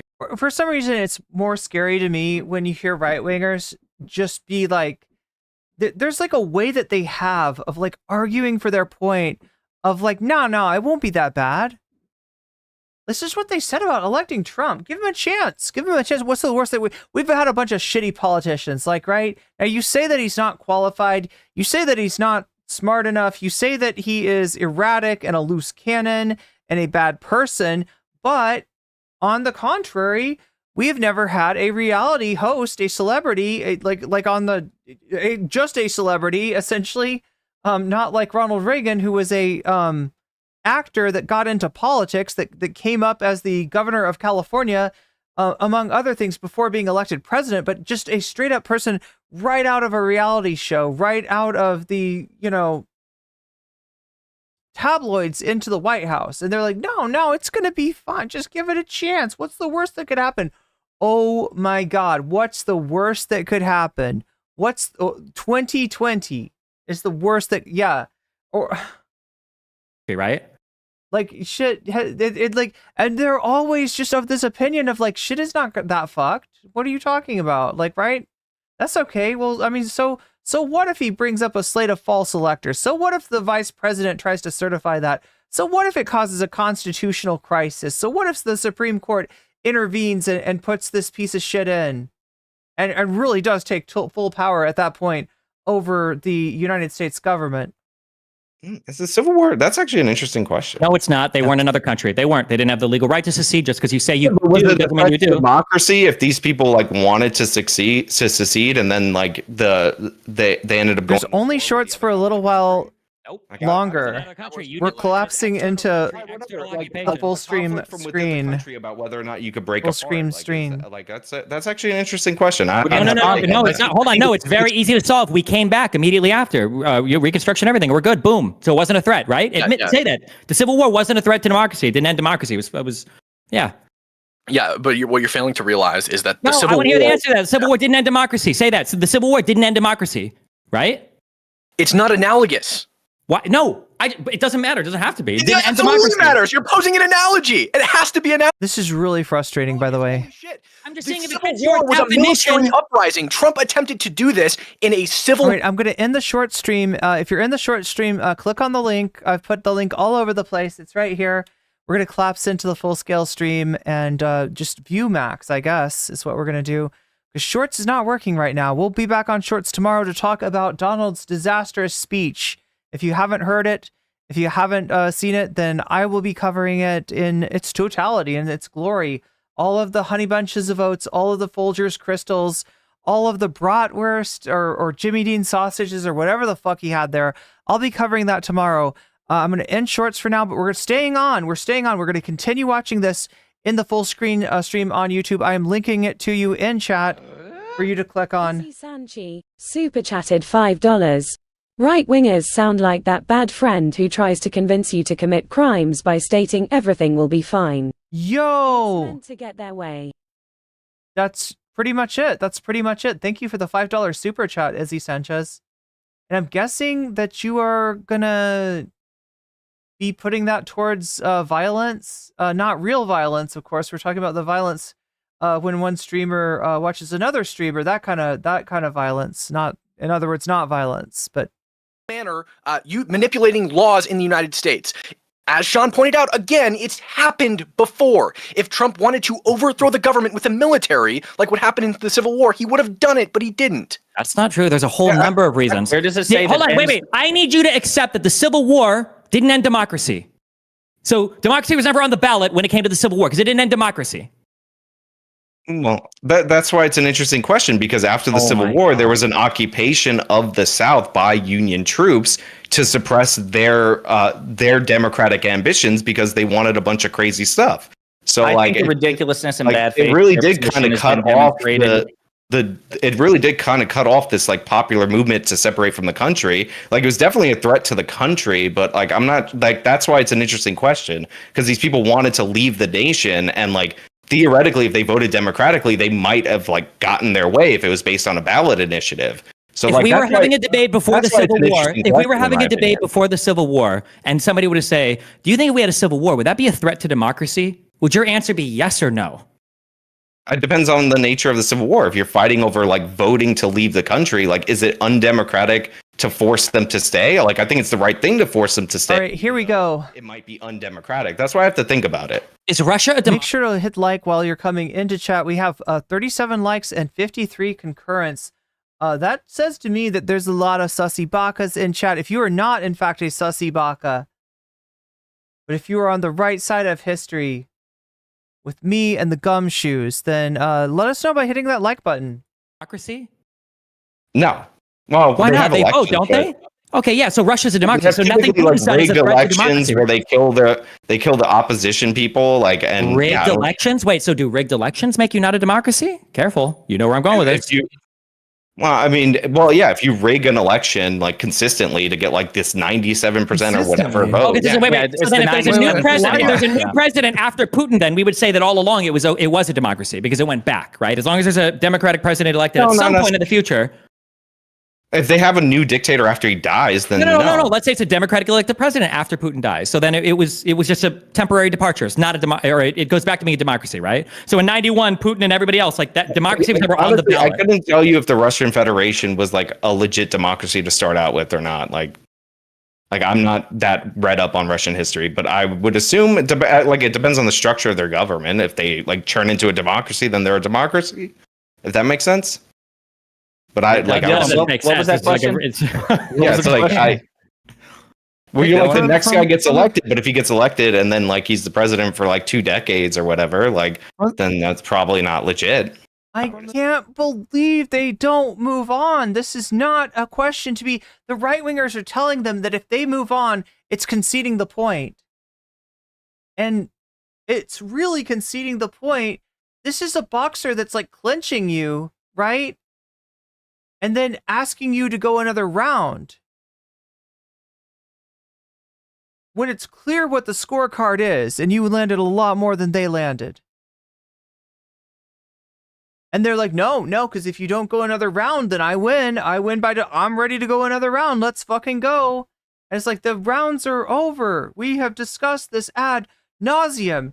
And you want to fucking keep this going on the chance that I'm going to get tired all of a sudden? No, shut the fuck up. Go down for the count. End this shit. Call this shit, and do not let them tell you that is a tacit agreement or acknowledgement of anything about their fucking viewpoint. This is so ridiculous. Dylan, what are you doing, bro? What are you doing?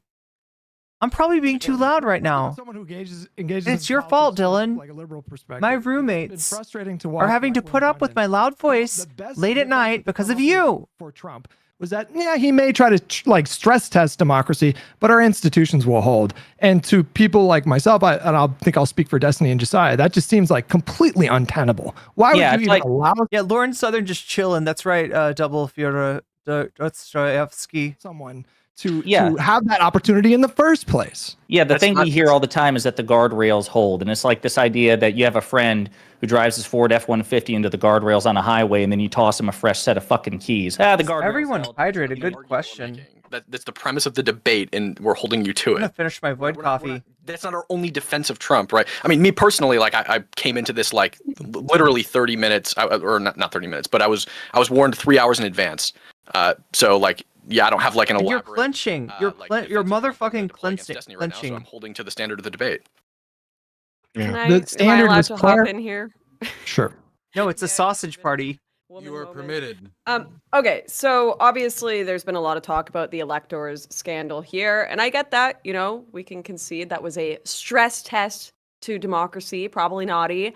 Probably naughty. What would Trump like realistically in this upcoming term? Like he could not run again afterwards. What is your guys' argument for how he will? I love the idea. If he were to win an election, I love the idea that he almost like stayed in office too long, like when he lost. Or sorry, too long. That's not the point. He almost stayed in office when he lost, right? So yeah, it's a thing that when you lose an election, if you're president, you don't get to stay in the White House. You don't get to, right? So he almost did that, right?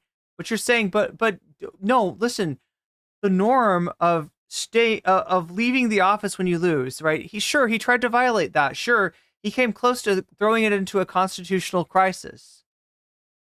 Sure, if, let's say like law enforcement had acted in a different way, we would have had a very different story that day. But certainly, he would not overstay the 8 years that a president is allowed to preside. Certainly that norm, he would hew to. How could you ever imply that he wouldn't? Of course. What reason do you have to believe that he would not obey that rule? Come on. This upcoming... Trump could pressure every single part of his cabinet or administration to launch fake investigations into his political opponents. because now the Supreme Court has granted him full criminal immunity from any conversations he has with his cabinet about things that might result in their firing. So that could be one big thing. We also have to talk about Trump reshaping the GOP in his image. Like, he's been really successful at pushing out politicians who don't bend the knee and sort of like bend their will to him. So the very makeup of the legislation system, then, if that's something the president is able to do, wouldn't well, that that's the point. The president wasn't supposed to be able to do it, but because of the weird Supreme Court shit, now for some reason he's able to. So Biden now Kamala can do that as well. So is it really a question of whether democracy is on the line, or is it already lost in your opinion? Well, the difference is that when Democrats do bad things, they don't go to the Supreme Court and beg for criminal immunity or go in front of the civil court and say we lied. As if it's a given for every Democrat that will ever exist in human history. Obviously, it's not. We haven't seen one abuse it yet, because Donald Trump pardoned every single crony fuck that worked with him, and Biden is literally watching his son get convicted. Doesn't mean it won't happen. Lauren, implicit, respectfully. He'll probably pardon Hunter Biden, if we're being honest, when the election is over. Like, you think he will? You think he'll pardon his son? I think that's quite likely. He could have pardoned his son from the beginning. He could have fired David White. Okay, I'm sorry. You can't say he will probably pardon his son, Hunter Biden, and then say, you don't know for sure that Trump will overstay after his term. You don't know for sure that this will be utterly, this will be the end of anything like a democracy in the United States. He could have done anything. Basic standard in practice is unpopular pardons happen when you're a lame duck and it's the end of the election. Like, that's obviously what goes down. He had like 3 or 4 different ways. Just for democracy, prosecuting your political opponent, like, and by the way, he didn't prosecute his political opponent. What are you talking about? He has a special counsel for the classified documents. There's no evidence that Biden was involved at any step of the way in any of these special counsel, in any of the... look, this accusation, you could make it at literally any fucking, president, right? That, you leaned on the AG, you leaned on the Justice Department. That is true. No evidence whatsoever that Biden was involved with that. Yeah, nobody said that. So, did the special counsel spring up out of you probably weren't paying attention. Wait, stop. Wait, no. It's too much. I can't hear anything because everybody's talking at the same time. Okay, so the question was, I saw something posted by AJW, but let's finish the conversation first about the feasibility of Trump attacking democracy before we move on to the idea of, are Democrats prosecuting Trump, and is that an attack on democracy? Dylan woke up, yeah. The feasibility. Destiny, you were hitting on this earlier, and I wanted to go to Hutch because he hasn't had much time to speak about what feasible plan could Trump employ that makes you scared about our democracy. Yeah, I already said it. He could pressure his cabinet officials to do whatever they can in their capacity to arrest and jail political opponents and fabricate charges for him if he wants to. Hutch? To expand on that, like Donald Trump, it is a full-on cult of personality. If you do not swear loyalty to him and the MAGA movement, he will do everything in his power to make sure that you don't win your next election and you don't belong in the Republican Party anymore. And we've just seen that more and more. The House, if we just look at the chaos in the House, ousting their speaker for the first time in history, and you have characters like Marjorie Taylor Greene who are elevated to extreme positions of influence within the party. She's one of the party's highest fundraisers. She's on 2 subcommittee hearings, and she is fucking insane. So, I don't know if you can necessarily say that there's like this grave immediate threat, but the impact on the legislative branch over time of it being corrupted by Trump-like people who rise to prominence because of him, who knows what that leads to in the future. I don't even think it's on me to tell you like a really detailed, specific plan of what I think is going to happen to corruptly influence things moving forward. I can just because on that subject, quickly to pondering before we go to the conservatives for response. Conservatives, right-wingers, libertarians, whatever you define yourself. Pondering. However you identify. The plan that he tried to enact in 2020 was, just prima facie ridiculous, which is why so many people in his own Justice Department was like, this is fucking stupid. So even any sort of plan that we could potentially devise would sound categorically ridiculous, but it didn't stop him from attempting it in the first place. These institutions are not divinely crafted. They're not divinely enforced. This isn't the fucking Little Mermaid. It's not supernatural. These institutions are comprised of people. Part of Trump's mission in the second term is to staff these institutions with people who are more loyal to him than the Constitution. And then the other thing I wanted to say, implicit to Lauren's question way back like 10 minutes ago, is this assumes that there is a system of government which is bad faith proof. There's just not. The fact of the matter is, like when you said, oh, so if this is permissible for a president to do, doesn't that mean the democracy is already dead? No. Every system of government is subject to bad faith. They're fungible, right? And so if you get a sufficiently motivated bad faith actor who is not checked by his party, by other institutions, that poses a great threat. And that's the issue with Trump. He wants to deliberately test these institutions and eventually break them to his benefit. That's not a weakness of the American system. It's a weakness of every fucking system. Now, before we go to the conservatives, right-wingers, libertarians, whatever, to respond, I do want to quickly say that we're 15 minutes from our scheduled stop time. We can go over if anybody wants to go over. But for those who want to ask questions, now is the last time to donate because we're going to rapid fire through the questions once we got the moment before letting these fine people go. Now, who wants to take it off? Ladies first. I would just say, like, I'm good probably until like 7:30 at the most. Okay. Lawrence Other? Are you ladies firsting me? I'm still putting my thoughts together here, Sean. You go right ahead. All right, well, then other guy go. Cam. Okay, great. Yeah, so I want to respond to something Hutch said. Right, we're just doing responses, I guess. Yeah, so you said that, like, you basically went off of conjecture. Like, who knows? I don't have to prove what his plan is. I don't have to outline a plan that he's going to act on. Well, it's my position that Kamala Harris is going to use the exact same immunities that Donald Trump gained in the Supreme. The fuck? It makes me very nervous when to here we go. Install another president after her choice, right? Like, if you're not going to outline a plan, like, I can just as well make like baseless allegations based on conjecture. Like, I can just as well do that as you. The difference is that we never saw Kamala try to do anything like that. Great, Hutch, I'm not finished. We will outline a plan. We did. I gave a plan. Answer my plan. Answer my plan. So again, and then also Josiah said that Trump's just going to like align the government with officials that are loyal to him. It seems like he pretty much tried to do the same thing from 2017 to 2020, and it didn't look like it worked. Most of his people abandoned him. So.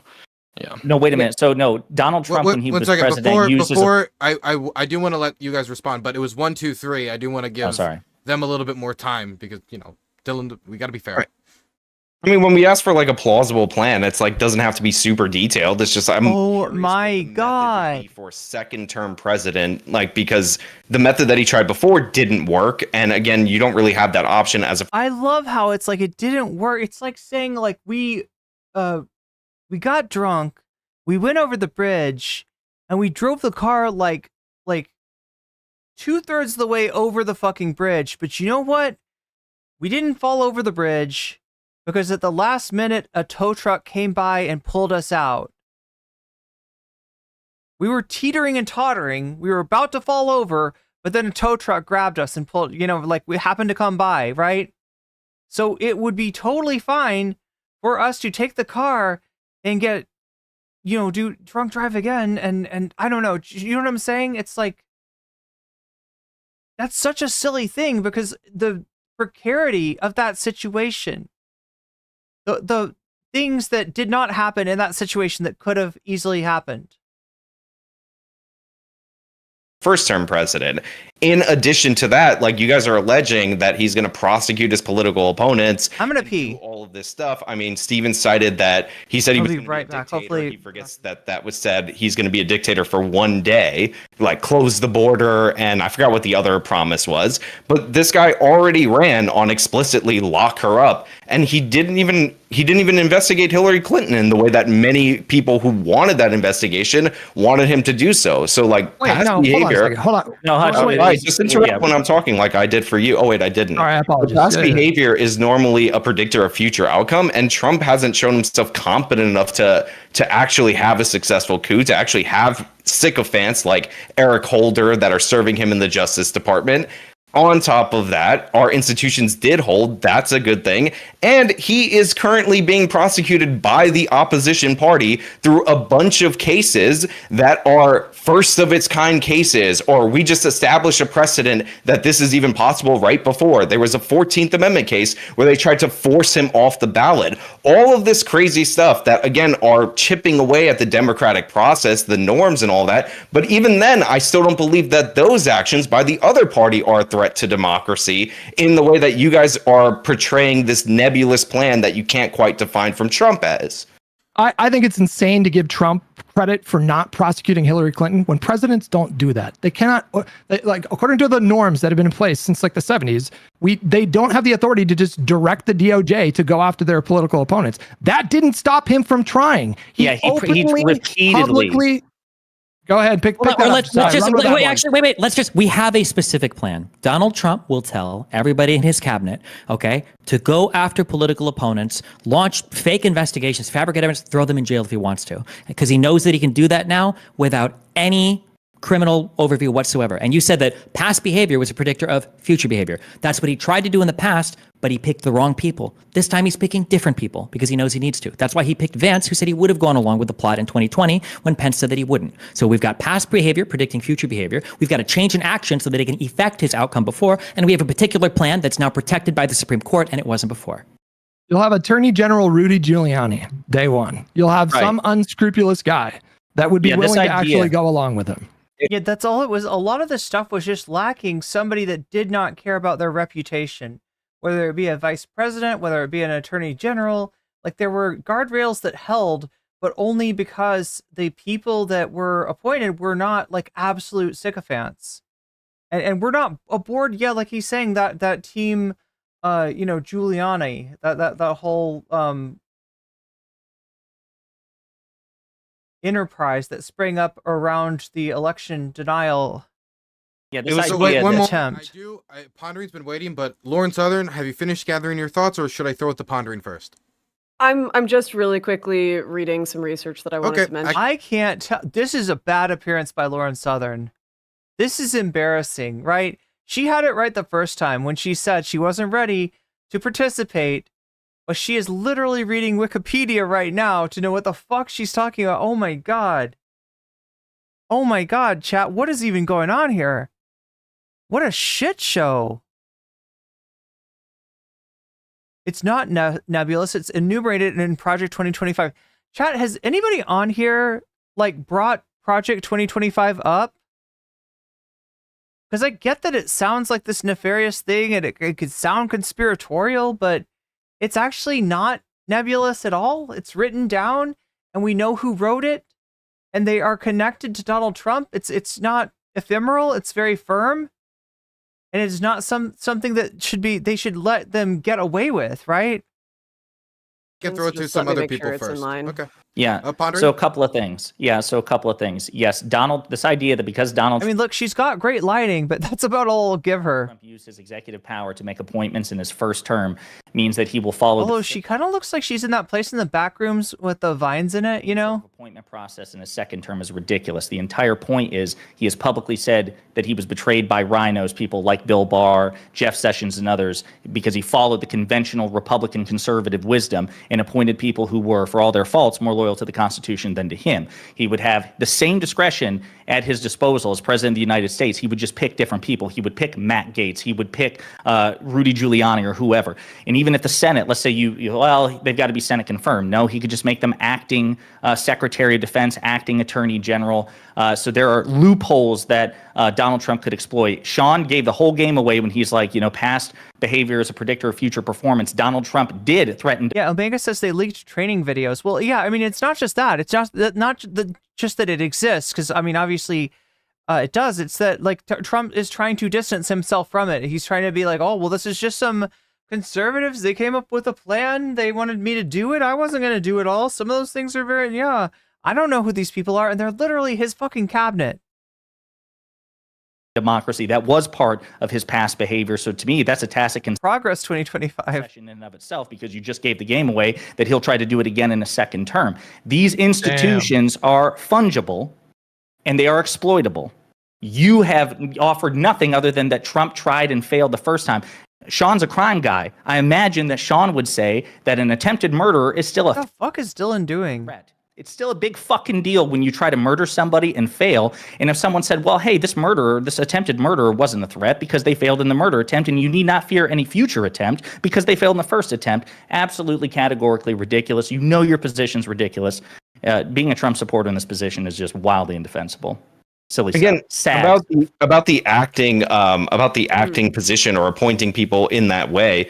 The Senate has a very easy method of avoiding that, and it's actually been adjudicated. They just have to say that they're in session even when they're not in session. So even those cabinet level appointments do have checks. Thank you for reminding me of that. So yeah, the institutions hold, and yes, Trump ran a ridiculous elector scheme. And theoretically, I guess if he could run for a third term, then maybe that would be something. It really does bother me that this person exists, right? I understand that the election deniers exist. I understand that the people that want Trump to essentially coup the government exist as well. But what I don't like existing is this person that hides their support for a criminal government behind the veneer of, well, he tried and he failed, but let's let him try again. We would be worried about after he ran for his second term. Don't worry, if he tries again, the guardrails will hold just like they did this time. It'll be fine. It'll be fine. But he can't run for a third term. Like, he's even more locked out of extending his reign beyond that, which was the point that I was trying to make. And I have what does not the Senate, yet what does the Senate have to do? Solution to the 22nd Amendment issue. What does the Senate have to do with the question here of having an acting AG or having an acting or temporary? The Senate cannot be in session as like a little tricky trick in order to block those kind of appointments. Wait. So you say they can still have an acting member though without a Senate confirmation, right? Doesn't the acting part mean that they don't? Yeah, so you can have an acting. By the way, we don't even have to guess would he abuse an acting attorney general because he almost fired his last acting attorney. He's combining mutually exclusive arguments. Yeah. Rosen, because Rosen wouldn't go along with a plot to persecute, political opponents and to have and to lie to states about finding voter fraud. So he's already done exactly this with acting, with unconfirmed, with non-Senate confirmed acting AGs. He's already done this. And this, by the way, this also generously assumes, if there's a Republican Senate, which is very possible. I mean, my God, we have to defend like 8 different seats in incumbent elections. There's no guarantee that a Republican Senate would do anything other than kowtow to him. Wait, hold on. Also, you don't have to grant the argument because they already said past behavior is predictive of future behavior. For past behavior, there were 11 Republican senators that were willing to go along with the Is that a pipe? Yeah, it's a corncob pipe. He's got a corncob pipe, no button nose. I can't speak about his eyes, but chat, Dylan may be Frosty the Snowman. I gotta say it. The legend that's been spoken of. The legendary snowman. And people always wonder where he goes during the summer. What if the snow melts, there's a dude under there, and it's Dylan Burns. Dylan, aka Frosty. The snowman Burns. I don't know. Certification of the election. But no, seriously, he's got a corncob pipe. He's smoking I don't know what in a corncob pipe. He's already got enough people, probably salvia, in the Senate that are loyal to him to go through with whatever he wants. So how do you escape the idea of Donald Trump will abuse his cabinet to go after political opponents directly in whatever way he possibly can, knowing that he's tried it in the past, knowing that he now has criminal immunity, and knowing that he'll appoint better people this time? It won't be Attorney General Giuliani. It'll be Attorney General Sidney Powell or Attorney General, it won't be Attorney General William Barr. It'll be Attorney General Rudy Giuliani or Sidney Powell or Eastman. I mean, kind of interesting how threatening Democrats in particular find the idea of the Trump administration, if elected, actually stacking officials and people in charge of administrations and bureaucracies with like-minded individuals. So what the voters want. If you actually look at the data, they came out with a study just last year going over all of the records of United States federal bureaucracy employees. Look, there are some parts of the government that are supposed to be independent. And so, yeah, it is, and like if it's, civil servants, for instance. But yeah, also the Justice Department. Who actually stacks people ideologically aligned with them more. And the chart. See, so she's saying that because she's lumping in Democrats with institutionalists, right? When I say institutionalists in this case, I am not talking about like the institutional Democratic Party. I'm not talking about people that are like toe the party line. I mean government institutionalists, people that care about the institution, care about the integrity of that institution, want to hold it independent, and if pressed, by a president to do something that they don't think is ethical would actually resign rather than do that thing. That's what we're talking about. But she's lumping that in with like, oh yeah, so Democrats, you believe in democratic things. You just have the same views as all the Democrats. And it's like, no, we would expect them in the right situation to have a different view. Should the Democrats, like, there's somebody brought up this hypothetical, choose to lean on the Justice Department, choose to, choose to enact some form of corruption, we would hope that these people would be like, no, fuck no, I will not do that. So no, they are not fucking in. You cannot collapse those two things together just because your ideology now contains a notion of wanting to erode those institutions to allow a unitary monarchical executive to run fucking wild. Showed that the political appointees chosen to work in the federal government by party during the 6 presidential terms that began in 1997. The data shows Democrat presidents staff up their administrations a lot more quickly and with significantly more of their own like-minded people than Republican presidents. In fact, during Republican administrations, a significant number of Democrat appointees. Hold on, just as a real quick to head off this point. Wait, just a real quick. administrations. None of us care about staffing it with like-minded people. It's about people that are willing to engage in criminal behavior. Right, Those are the people that we're Thank you for making that distinction. Because the people staffed by President Clinton in 1997 still turned power over when George W. Bush, the Republican, won in 2000. Same thing when Donald Trump beat Hillary Clinton in 2016. Barack Obama was the Democratic president of the United States. Hillary Clinton didn't scheme with Obama, and then Vice President Joe Biden steal the election from Trump. Maybe Democrats are just more reliably dependent in terms of honoring democracy and democratic norms. See, I wouldn't do that. I wouldn't go at it that way because that you're sort of feeding into her argument. Do you see what she's doing? She's trying to collapse the idea of like democratic norms with liberal politics, and it's not the same thing. It's not the same thing at all. It's just, she's only doing it by virtue of the fact that the Republicans are so fucking corrupt, or at least the MAGA Republicans are so corrupt, and that anybody who would go along with this whole Project 2025 shit, anybody who wants to do this kind of like power grab, is going to be somebody that does not have any sort of institutional values. They do not also have a desire to care about their reputation. Instead, they seek to form a new center of power in which their reputation will be great. Their reputation will be stellar because they took the power on behalf of Trump and his band of corrupt assholes. Republican Saying that counterparts. as long as he's not appointing like-minded people that would go along with an elector's scheme. So or any criminal behavior. Any criminal behavior. I mean, I just. So the idea that he could just put anybody in this acting position is not correct. I mean, it sounded like it was made up nonsense to me, but I looked it up. We actually have a law governing the vacancy, so he would still have to pick somebody that is already in a high level of whatever department for at least 90 days. Yeah, somebody that's been confirmed in another role. And considering who Trump fucking nominates, that he's likely to find somebody that's willing to just completely burn the place down. Not literally, but so if his goal is to throw somebody as the acting attorney general day one, they would have to be in the attorney general's office under Biden. And this is according to, I always hate these abbreviations, the Federal Vacancies Reform Act, which was passed in 1998, probably to restrain Bill Clinton by the Republicans, if we're being perfectly honest. How about the federals, like, if you're watching the stream, make sure to hit that like button act, just so that I get to know that the stream is not filled up with, like, bad faith drama frogs that are just here to see, I don't know, something that may or may not happen, depending on the bonus goal. I don't know if they know how we do things here or not, but so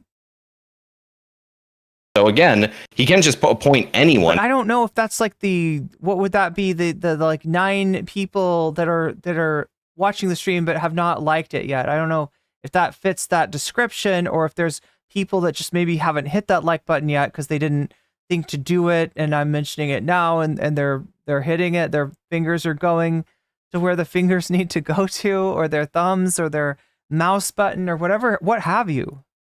He has to appoint What someone have you? in the office in a high-level position. I'll look for the exact definition of high-level, so like we can Gotcha. get that clarified. Okay, so that's fair then. So that would basically completely destroy our argument, unless we could possibly cite to an example where he literally did exactly the same thing, where he found the environmental head lawyer guy, Jeff Clark, who he was going to appoint to the acting head position and do the exact thing. See, Destiny's been living and breathing this stuff for the past, I don't know, few months, ever since he stopped debating on Israel Palestine. This has been one of his obsessions. So That we were accusing him of potentially doing in the future, which he exactly did. So none of this matters. The DOJ is a massive department. There's like 50 different branches of potential heads of inferior officers that you could choose from. He could find one to follow through on his scheming. He already did once. Again, past behavior predicts Are you future talking about behavior. the EPA? Like, 1 second. I I just don't know want if to that's say covered by that. we're I mean, closing these. we're up to 48. That's like 8 people that haven't liked the stream yet. Supers, if you're donating on either the website or on YouTube, we're closing it off in the next 5 minutes. We're going to try to wrap this up. And since we're trying to wrap this up, I want Justice Warrior to answer that question. And then I want to ask about the thing that Sean keeps... Why is it freezing? I think this is on Dylan's end. I'm not sure. Donald Trump. I hope it's on Dylan's end. Is that an attack on democracy, which is often a conservative counter? Over to you, AJ. AJW. Yeah, I don't know what he said. I don't know which department he was referring to. Can I just get a clarification? Are you talking about filling the EPA? No, I'm Justice talking Department. about in the DOJ. There is like in the it's underneath the assistant attorney general, I think, underneath the acting or underneath the attorney general, after the deputy general. There's another guy, and there's beneath that, I think there's like the environmental protection, the environmental office or whatever bullshit of the DOJ. And Jeff Clark was the head of that, and he tried to make him the acting attorney general as well. There's plenty of people in the DOJ. There's a ton of different people. What?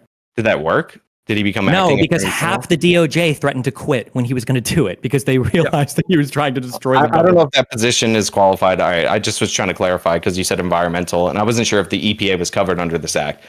But No, yeah, I'm talking about Jeff Clark, and I'm talking about what he tried to do. He's already tried to do all these things. fine, fair enough. What was the question again? The other question?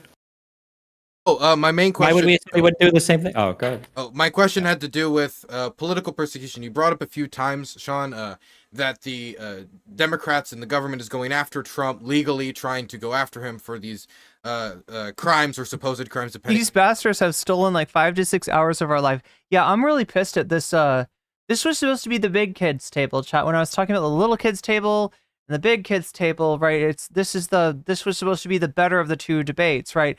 The other one is just like an opening act. That's why I was really surprised that Adam Mockler got thrown on that one, because Adam Mockler is way bigger than Dylan.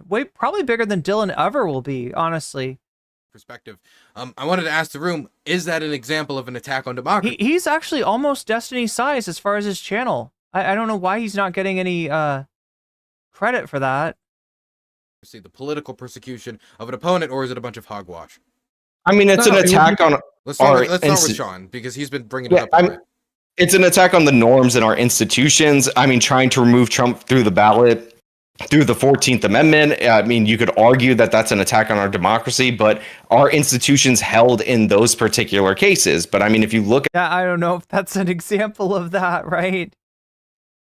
at these different court cases, now granted, I will. No, our institutions held. No, our Supreme Court, the fucking illegitimate ass Supreme Court that exists now, that fucking travesty against any sort of democratic norms, that is the Supreme Court. That thing decided that states don't have the rights to decide somebody is fits the bill for the 14th Amendment and say we are not on our ballot. Right? The Supreme Court fell in line with the person who appointed like 3 of them. That's what happened. That's not the guardrails holding, bud. That's the opposite. Like point out that they're not even all remotely like one of the guardrails to keep a fucking corrupt criminal, demagogue from, taking power after attempting a coup, right? It's essentially a law that, seems like it should be like kind of an anti something like like an anti-putsch law, kind of like, hey, you're going to try that once. You are not going to be involved in the government ever again. You're done. You're done. You're not getting on the ballot. or at least the states, can decide if that's if you're somebody that should be kept off the ballot, right? You'd think that might be a norm that might hold, but it isn't, right? The 14th Amendment, because of the corrupt nature of the Supreme Court, did not hold. Federal one is even a local one, the Alvin Bragg case. What you're seeing is like weird new interpretations, first time ever used interpretation. She's lacing up to do a runner. Is she going to do a President Sunday? In order to target Trump. I mean, the Bragg case, where it's a money thing, falsifying business records, those were enhanced to felony charges based on the fact that he was trying to influence the outcome of an election. Now, that's fine that you could say... Says you, actual justice racist, says you. That's what you're trying to go for. But those falsifications occurred after the election. So it was, even on its face, that's like a very odd upgrade to felony charges, especially from a guy who ran on and downgrades more felony charges than anyone in the history of the Manhattan District Attorney's Office. You have the Georgia case, where they actually prosecuted, as a test case, widely reported, young thug under the RICO statute in order to have a case similar than the Georgia teacher statute in order to prosecute Donald Trump. And it was described by... I am so sorry. You are not using young thug to fucking exonerate Donald Trump. What is this? Who is this guy? Especially considering how, like I said, his YouTube channel literally runs on racism, right? YouTube works, algorithms work, videos get viewed based on some sort of deep emotion that they're tapping into. And in an actual Justice Warriors case, it is a emotion of hatred, and it is hatred along a racial line against black people. That is 90% of his content. The media as a test case, it's still ongoing. And again, that's very unusual to try a completely different defendant in a new way, just so you have precedent in order to try your political opponent, who, by the way, you ran on prosecuting. So yeah, these are problems, but do they necessarily rise to the point of overthrowing our democracy? No, I think that is a heavy burden. I think it can change the norms. And honestly, I know a lot of people on the left are worried that Trump might win again, and he might follow suit with what the Democrats have demonstrated that they will do when they're in power. So, but I don't think it's a threat to democracy in that same way. At the end of the day, you still have to identify a crime. You still have to file charges. You maybe convene a grand jury. And then you have to convince a jury of your peers. And we're talking about the same. Yeah, but you get enough of these Trump judges in enough places, and you're going to get around a lot of that real quick. DOJ that successfully prosecuted Bob Menendez. They just secured a guilty verdict in an election year. They're going after Texas Representative Cuellar. They successfully prosecuted Hunter Biden. So I'm sorry, I'm just not buying this. Wait, there's 10 people that haven't liked the stream yet? What is up with this? Yeah, the whole allegation that the Justice Department's been weaponized under Biden is absolutely preposterous. They appointed a special counsel to investigate him. Robert Hur released an incredibly politically damaging report about the president.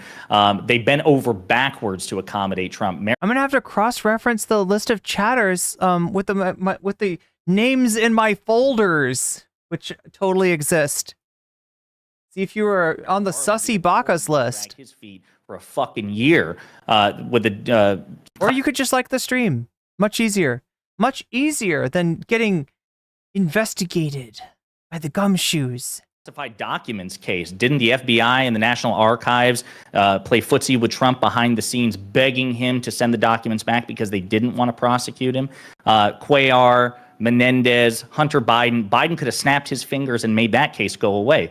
Usually U.S. attorneys resign when a new president enters office because they're political appointees of the previous administration. Biden specifically asked David Weiss, the Trump-appointed special counsel, to remain to investigate his son. Donald Trump would never fucking do that. That was actually an act of superhuman ethics on Joe Biden's part, thus proving his moral superiority over Donald Trump, objectively. Cool. I'll answer the question too. Yeah. So I don't think it's a threat to democracy. I think it's a bad and corrupt thing to do, but I don't think it's a threat to democracy. Democracy will not cease to exist if you vote for Alvin Bragg, who explicitly campaigned on going to court with Donald Trump.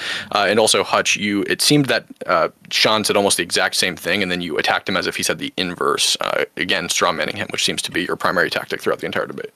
No, he accused Biden's DOJ of political persecution against Biden's political opponents. And I've heard Sean say explicitly throughout this debate. See, that look, they ran. like, They ran. They a whole like 6 people just ran. They were like, "Oh shit, she's gonna see me that I'm in chat. Oh my gosh, what's she gonna do? She's gonna make folders. She's gonna put me in her folder. I don't know what I'm gonna do. I'm gonna be in the folder. The dossier. Wait. Biden's not involved in I'm what? gonna be in the clan ops. Wait. Biden's not involved in what? like prosecuting Trump. He's not. Biden is not involved in prosecuting Trump. Yeah, exactly, Destiny. That's the point we're making. Like, I think Sean and I both have conceded that Biden's not involved, but it seems that Hutch keeps attacking Sean for the exact inverse of everything he says. Because he brought up Biden being involved, even though nobody said that Biden was involved. Because he used language talking about political persecution using the DOJ. I actually specifically, intentionally I specifically clarified that there were state, even local officials. Then I went specifically to Alvin Bragg, who is a local official. Yeah, just so for fun, I wish I could FOIA my folder if NCC is keeping them. That would be so wild. I don't know. There'd be some chatters that'd be like interested in that. She's like, oh, she keeps a folder on me. She gathers information.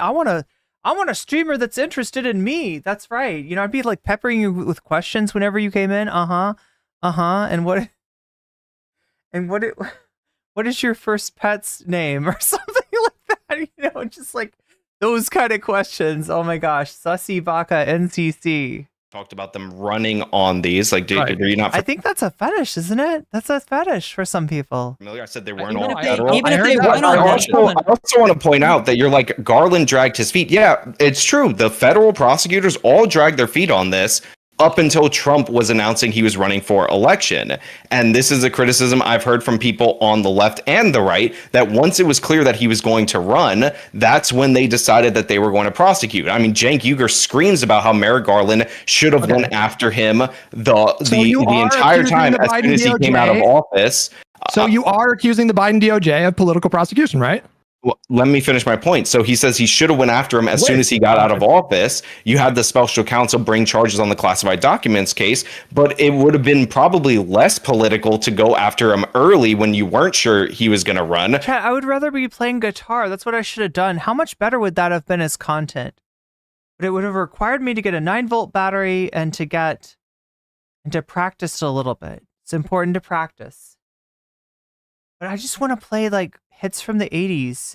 Rather than later, but it seems like they went after him and they put all these cases on the and like cartoon theme songs. I want to play cartoon theme songs on the guitar, okay? ballot. And again, most of it is not federal officials or the special counsel. It's local politicians that ran specifically on prosecuting Trump. And remember, normally you have to have evidence of a crime before you start an investigation, not as a campaign promise run on finding a crime to charge. Too late now, though. It's too late to sing. Even then, like, people did vote for this. I find it to be disgusting. I don't think it is a threat to democracy. It shakes the faith. I feel like Sean, actual justice warrior, he reminds me of someone other than just Benny Hill. I said Benny Hill, Benny Johnson. I said Benny Johnson earlier, but there's like somebody else, and I can't put my finger on who it is.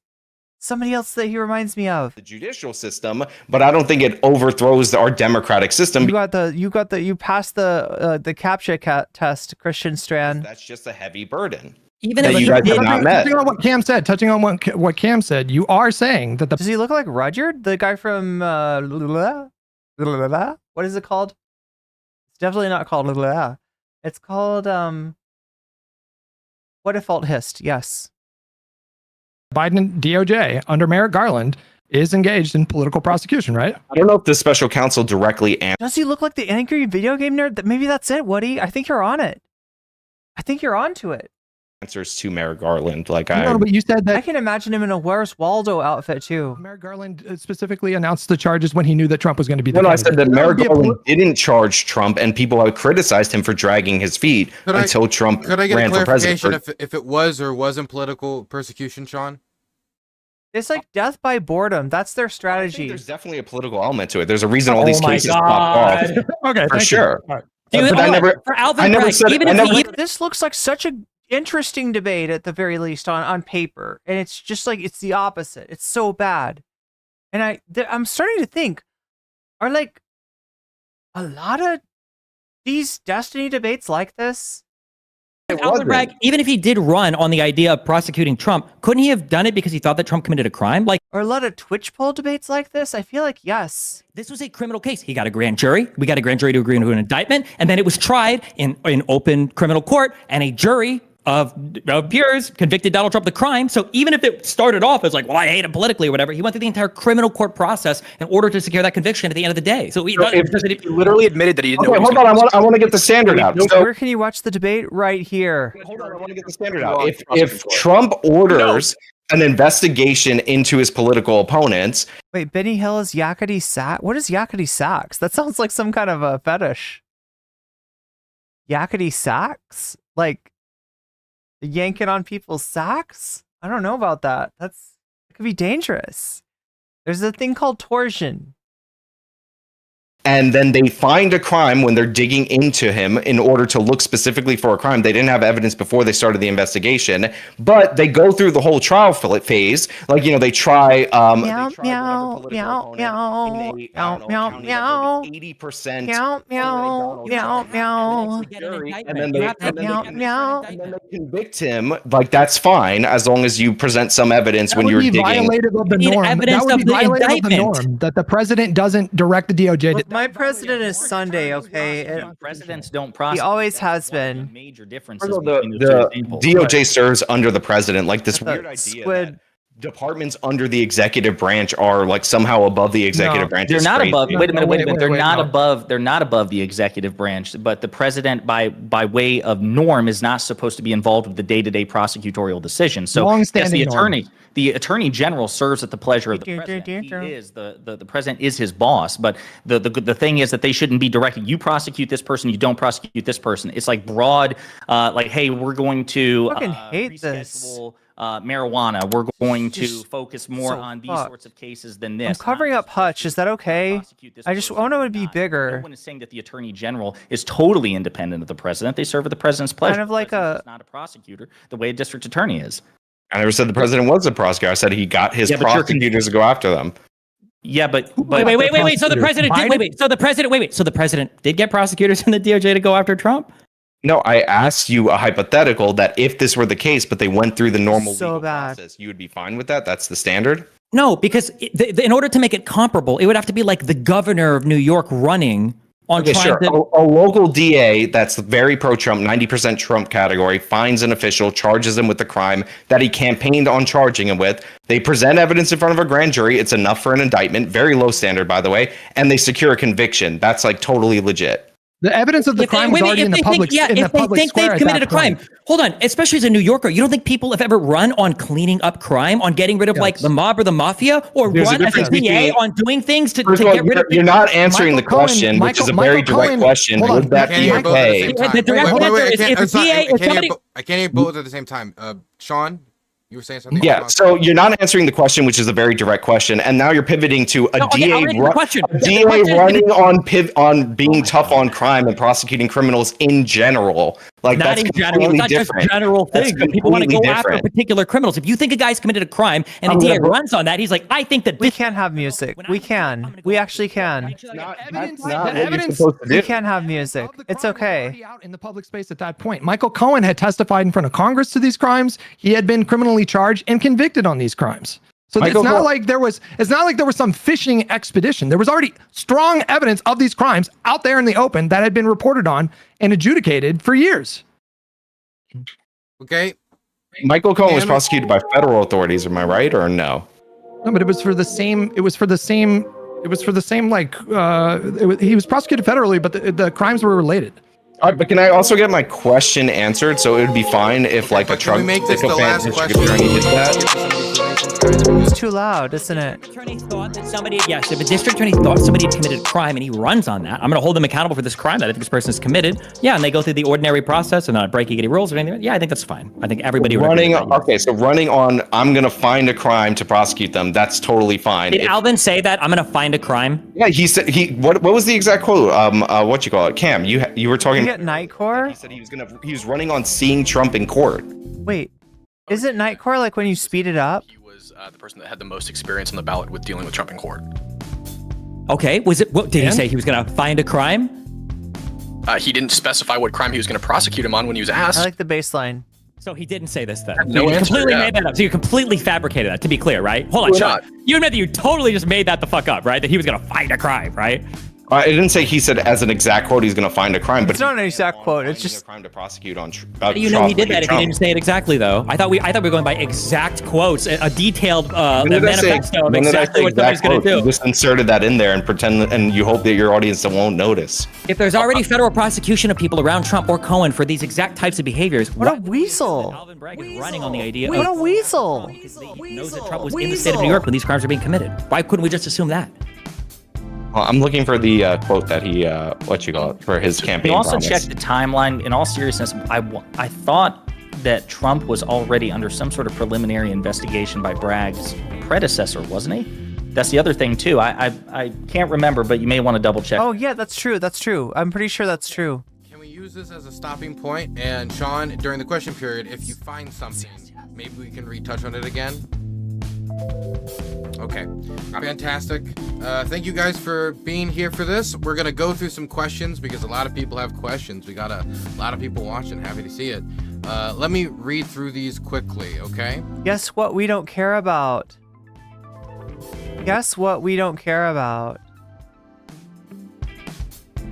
We don't care about questions. We don't give a good goddamn about questions. You can take your questions and you can shove them up your jellyfish hole. Which I'm not sure if it's a cloaca or not, but it is a good bet. No, cloaca's... Is it a... Cloaca? No, it's something else, isn't it?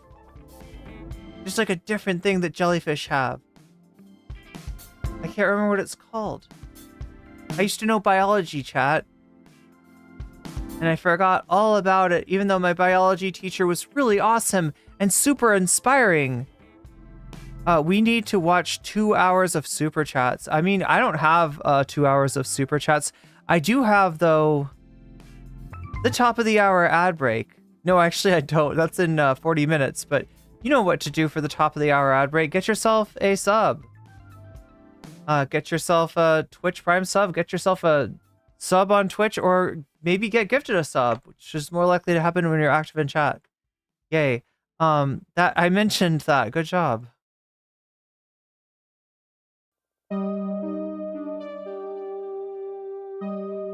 But I feel like we need to like have Tipster on now. Cheers, my dude. Love ya. No We need to homo. talk to Tipster. Go talk to Tipster. Go on Tipster. Wait, it paused my music. That's not supposed to happen. I was just trying to look at the dono goal. It looks like we're at 71% out of 100%. 71% is still less than 100%. And like, there's a lot of people choosing violets. Now I gotta kind of open up. Hopefully I still can open up. It was like 57 to 22 or something. Oh shit. No, wait, that's not the one. This one? Yeah, 47%.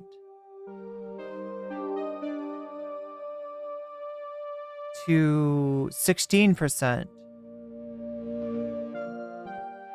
I'm just like, this is an academic exercise here. That's 19 points plus 16 points is 25, 35. Yo, okay. So you are not quite choosing violence, but you are teetering on the choice. Much like that car that I talked about earlier, hanging off of the cliff, the proverbial cliff, or even the not so proverbial cliff. This is hard to watch, but luckily we're done watching it because I'm not watching them respond to questions. That it sounds miserable. Okay, it's real. That I don't know what to say. That was rough for Dylan. There was some entertainment value to the beginning segment, mostly because of Sunday. The debate was at least a little bit more lucid for the most part, despite the fact that you had a Jesse Lee Peterson Acolyte. Yeah, Jesse Lee Peterson. Acolyte chat. Have you seen my video on Jesse Lee Peterson?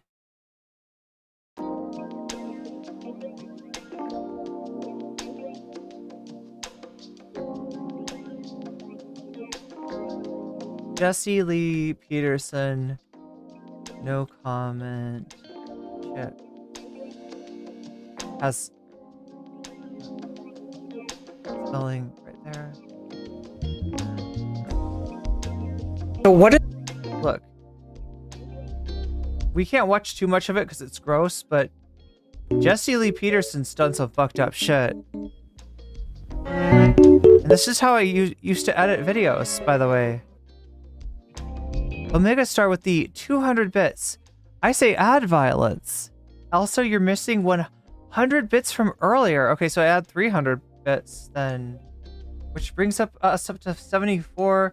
And wait, if you're saying this correctly, yeah, you're right. I did miss 100 earlier, or 50 and 50, right?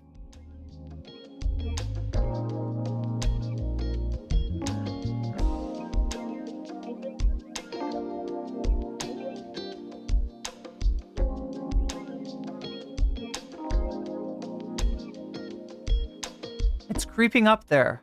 It's creeping up there. But this is the thing about Jesse Lee Peterson, right? As funny as he was in the clips that I showed you before, as ridiculous as his catchphrases are, he's got a real dark side to him. He's got a real dark side. And I'm not just saying his bad points of view. He holds some kind of ministry. He fashions himself some sort of religious leader. And he does counseling. And it seems like the men that meet him through that part of his, I don't know, part of his life, it seems like those guys, a few of them have said he's done inappropriate things to them.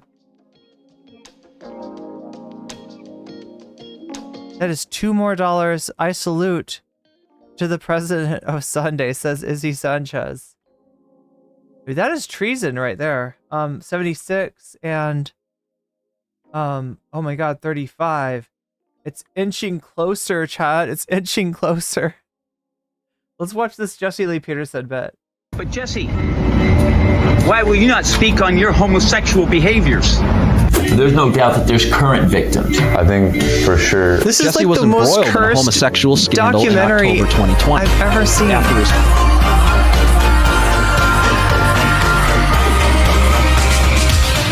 So I wonder what's going on with Jesse Lee Peterson, chat. What do you think? Oh no! Oh no! Are you ready, chat? And then he also asked me, "What do you do?" I said, "I have my own auto detailing business."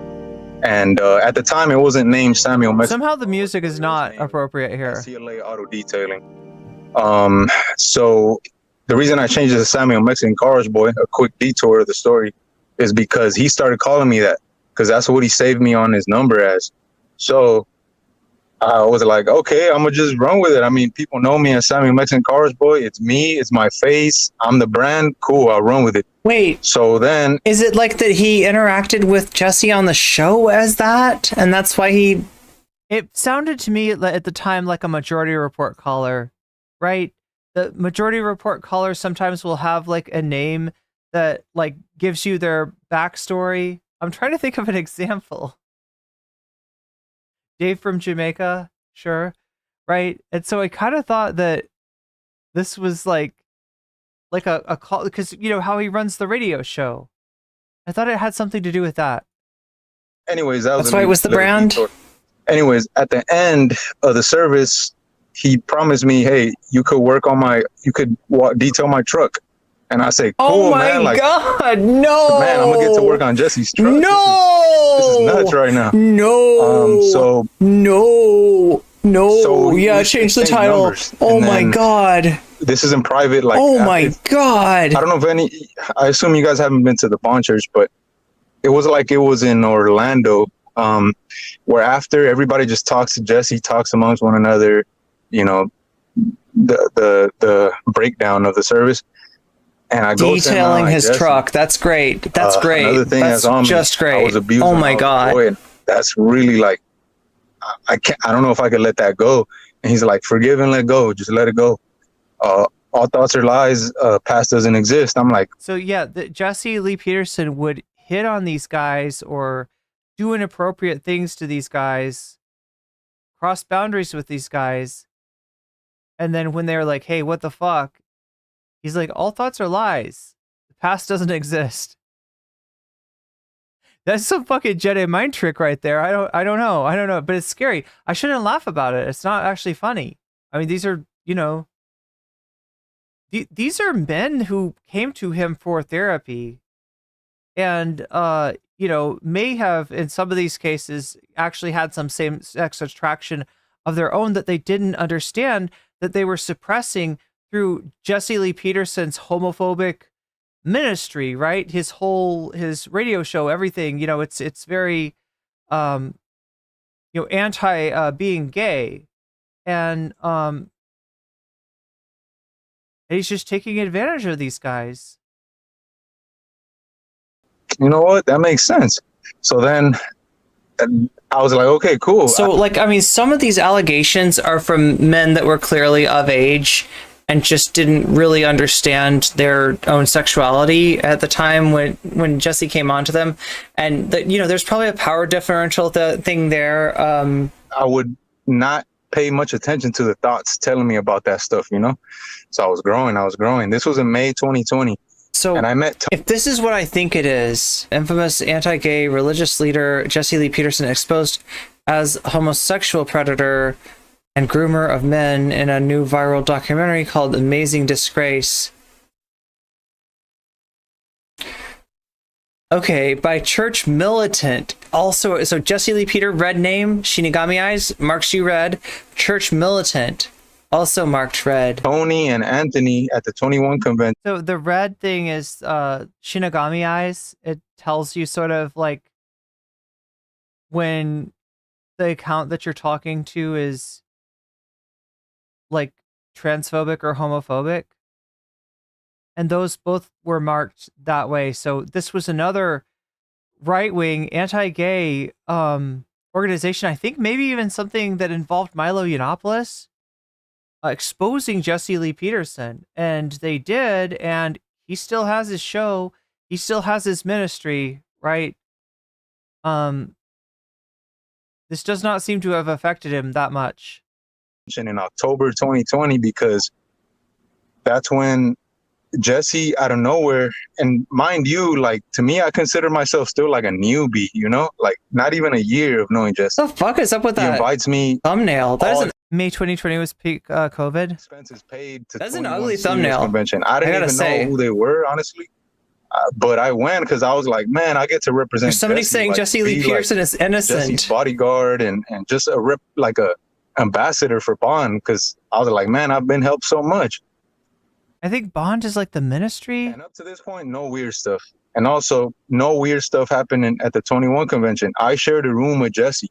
It was just Jesse and I in one room, and then Nick Gonzalez. So what is can you maybe figure out what the 21 convention is? Is in the other room, right next door. I think that's this channel. You can. Yeah, that's the actual. I think that's might even be connected to the group that does this documentary. So apparently somebody that he was involved with, like a something ministry thing that he was involved with. Confirm that, Tony, because 21 Studios. Oh, I remember. I remember well. Yeah, absolutely. You escorted us, and I walked out of the room with Jesse. So and no weird stuff happened that trip at all. If anything, it got me closer to Jesse because we had like late night talks, like about life and about my insecurities, things that was like real deep to me, and he would tell me about about how to overcome that, and I was like, cool, man. So I left that trip feeling like on cloud 9. So fast forward to early March or late February. I would have to confirm that on my schedule, because the way I keep track of the dates is not because I. Oh my God. What's up, Obi-Wan? Thing to all the people that want proof. Jesse, you gonna do this to me? Let me record real quick. Yeah, let's do it. Like, that's weird. I wasn't even thinking that to expose him would be to expose myself. Like, and I wasn't ready for that. But anyways, late March, early February, whatever. I had just cleaned the bond office because I got hired in December of 2020.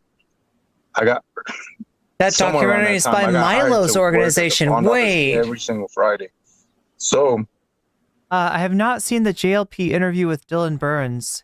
He obviously was making some sus comments to Dylan. He was like hitting on. Oh, and they talk about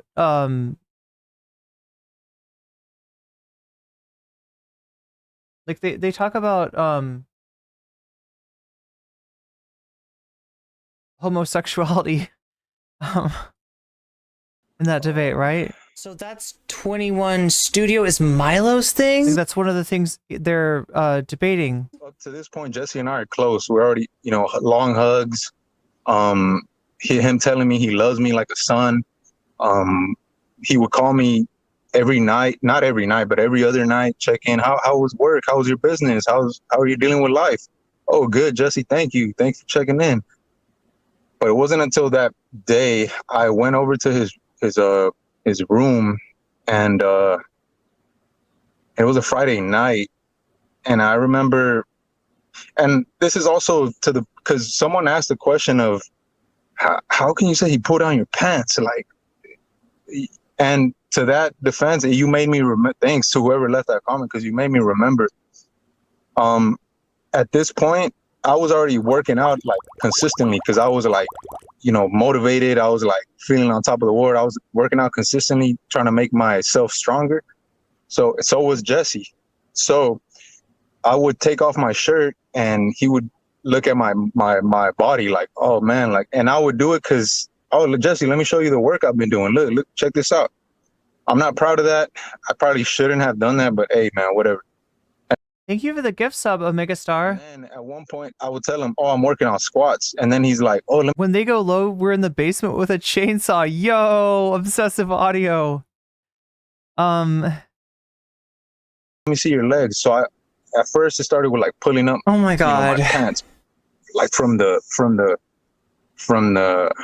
boot up to the leg. But then it became, oh, take off your pants. And I was like, okay, I'm gonna just pose right here. And by the way, the whole time the door is locked, so no one saw this stuff. So that's what led to the moment where it first happened. I believe I had taken off my pants, and then it was just me sitting in like my boxers. Chat, is that called a flex show? Is this called a, like, it sounds like he was doing a flex show for Jesse Lee Peterson, and then at some point Jesse, like, crosses the line again. And then him kneeling in front of me because I was about to, and he would do this pretty often where I would want to pull up my pants, but he would be like, no, don't do that. I'm like, what do you mean, Jesse? Like, stop, man. I'm trying to pull up my pants. He's like, no, come on. Like, and he would just do his little laugh, like, and then, but then that's when he did it, right? And then I went into the silent prayer. Yeah. Oh my god. So I don't even know that's when he did it. He must have done something to him that he made him really uncomfortable. And so that's what he probably can't even say it. He's probably that traumatized by it. So anyway, that's a victim of Jesse Lee Peterson. As funny as his antics are, he did his little laugh. Yeah, I mean, it's very believable. Good for him for speaking out. Yeah, and it's too bad that it didn't have more of an impact, because from what I can tell, it hasn't really. Flex show? I've never heard that before. I think it's a thing, right? Like,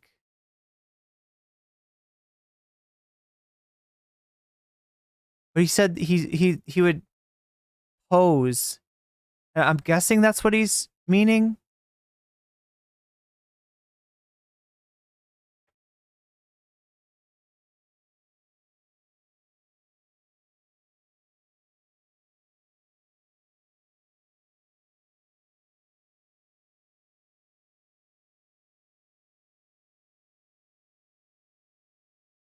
take off your pants is a huge. No, I'm not saying that. Like, you know, he realized there was something going on, and I get the feeling that there was some, like, you know, mutual interest in this.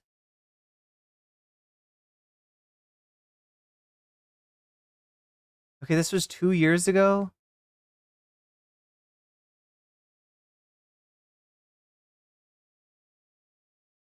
This is too long. Why is this an hour long?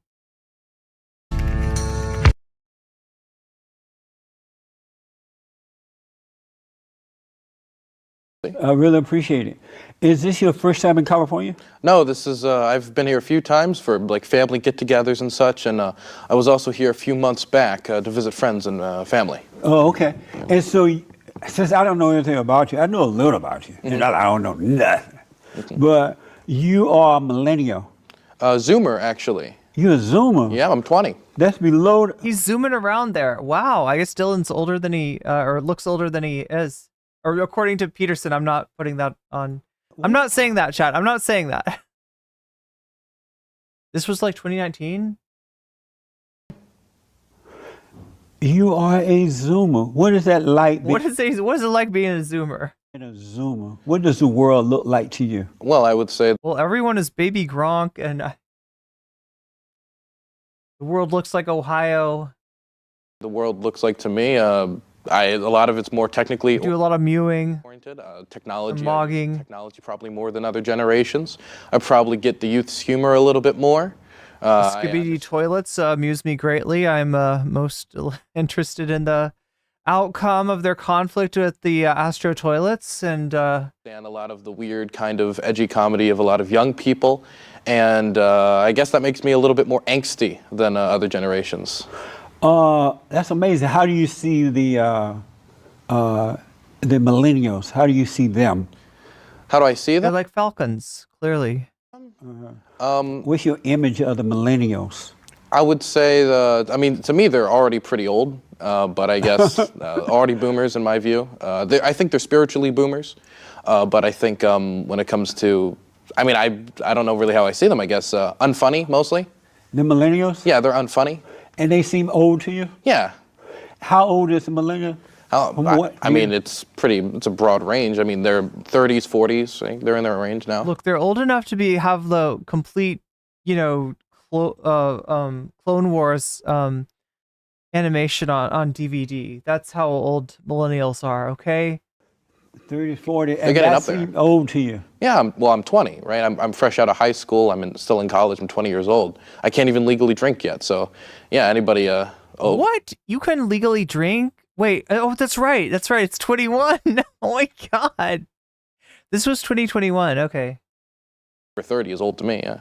Oh, so you can't drink at 20 legally? Nope, I can't. I thought it was 18 or so. Nope, they used to be that way during the Vietnam War. Wait, I mean, I really hope that I'm not getting mentioned here. Because people would go over considering it's 2021. there and get shot at, but they couldn't drink, which I think silly, but I can't legally drink, no, and I choose not to drink. And so are the millennials dumb or smart? Are they dumb or smart? I would say pretty dumb. What? Yeah, I don't know. I never talked to a Zoomer, I don't think. Yeah, I mean, I see what they watch. I see what type of comedy they like, the type of entertainment they like. So, I mean, they must be dumb. Yeah. That's amazing. So amazing. Do you think the Zoomers are smarter than the millennials? Oh, most certainly. Really? Most They zoom. Of course, they're growing 6,000 miles an hour. In what way? I would say they're more technologically oriented. I would say they're funnier. I would say they're able to adjust to this new age we have better. And yeah, and you need to understand that to be funny is to be loud. And when you're too chuggy, you're not loud enough because you're too concentrated on live, love, and wait, what is it? Live, laugh, and love or something? Eat, pray, and sleep? Gaslight, gatekeep, girl boss? And you just don't have, you lack the intensity to be funny. You gotta turn that volume way the fuck up. You gotta clip that shit out. I don't know. I guess I'm just mostly angry at millennials for being so unfunny. So unfunny? Yeah, like Destiny and Yeah, we're chugging. For example, they're extremely unfunny. Yeah. They're unfunny? Yeah, they're unfunny. But they're not comedians. Yeah, they're not comedians. Well, they try to be comedians. And how are they unfunny? But they're not funny like you, Dylan. Got like Destiny. He thinks Yi and like Pepe and all that stuff's funny with his Olympics, but I'm a big Pepe supporter myself. And yo, he's a Pepe supporter. I knew it. That is not okay, chat. Look, I mean, sometimes you need to take your pants down when it's really hot outside because it feels good, man. But that doesn't mean you have to be Team Pepe. That's just wrong. And Vosh, of course. He's Team Pepe. With this Coconut Island stuff is also incredibly unfunny. What? Okay, to be fair, like, yeah, you know, sexual assault's not very funny. Maybe it's because they're just left-leaning. Who knows? Left-leaning. Maybe. What's important to you? What's important to me? Yeah. Community and foreign policy. Those are my two most important things for me when it comes At 20, why is foreign policy so important to you? When I was in high school, I started studying the conflict in Syria. I would use live map technology. I went to a high school where you could be online and on computers all day. They gave us, it was partially online, partially in person. And so when I would finish with my classes, I would study the Syrian he is an old soul. Conflict day by day by looking at the map changes and the conflict. And I was the bubble on the pizza? Wait, what's the bubble on the pizza? The struggle of particularly the SDF, the YPG, the YPJ in northeastern Syria, and the Kurdish population that were fighting ISIS. And I followed those battles day by day, and I got not only educationally interested, but deeply, somewhat emotionally tied to it. And I learned how, slowly through time, how issues halfway across the world can affect us at home. A good example of this for the world would be the American financial crisis. Bro is talking like an old millennial. Yeah. Caused the financial recession. He's talking like a Pineapple Express fan. Globally, we're more interconnected than ever before, and so I think we need the new generation to be aware of what's going on overseas. Are there many Zoomers that are smart? Are there many? I would say so. Any other Zoomers that are smart? Do I know any other Zoomers that are smart? Yeah, I know a few. I know a few that are smart. I know some that I go to college with that are extremely intelligent individuals, people who study mathematics, art, sciences. I was studying Islamic history at the University of Maryland, and there's a lot of young people taking that class, and they're very brilliant as they learn about the history of Islam in the Middle East. And so do you have common sense, or are you just intellectually smart? I would say that I don't like calling myself smart. It feels like I'm kind of brushing up my ego. I try to be modest. Yeah, Dylan would never do that. About that, but I don't think I have a lot of common sense. I think I'm 20 years old. So while I'm studying and I'm doing my best to learn all I can intellectually, I still make a lot of young people make mistakes, for being young and just wanting to learn. It's just not a young person thing to say, though. I make a lot of young people mistakes. And I constantly. That's not very self-aware. Remind myself as I'm working and I'm getting elected undergrad positions or working for Democratic candidates across the state, that as much as I'm around so many older people, I'm still young, and I need to learn these experiences with time. Are you interested in becoming I know you say you work with Democratic. Yes. Why is he leaning like that? I don't know. Politicians. The state of Maryland, yeah. In the state of Maryland, are you able to say who you work with? Some of them I cannot disclose. For when it comes to like political consulting jobs, like I can't. But I managed a campaign of Patrick Wohan, who was the first openly gay mayor of my city. We won with 73% of the vote in a three-way race. So I could say I'm very proud of that one. I've worked for State Senator Jill Carter. He worked for the CIA, says Mylan. I was a foreign policy advisor for Michaela Wilkes, who's running again. Hello, fellow youths. Exactly. Advisor this time, though, I've worked for the 21st District delegation in the state of Maryland. I'm currently on the board for the largest LGBTQ plus advocacy group in the state. Oh, not anymore. Wait, no, is that the one? Is that the one that he got dropped from? State of Maryland. I do a lot of stuff in my city. I've worked a bit. What was the secret that caused you and that gay guy to win? What was the secret? The power of homosexuality prevailed, as it always will. God damn it. Yes. Yes, that was what it was. That was the secret. Used gay magic. I knew it. I called it. Did you see that? I knew. Magic on the public? Yeah, we used gay magic. What was the magic? We went to them and said, if you don't vote for us, you're homophobic, and they all voted for us. Really? No, not really. We mostly concentrated It on... sounds so true. Yeah, I mean, you don't know what spells Because I have. people are so afraid nowadays. Yeah, I could be casting one on you right now. You would never know. I doubt it.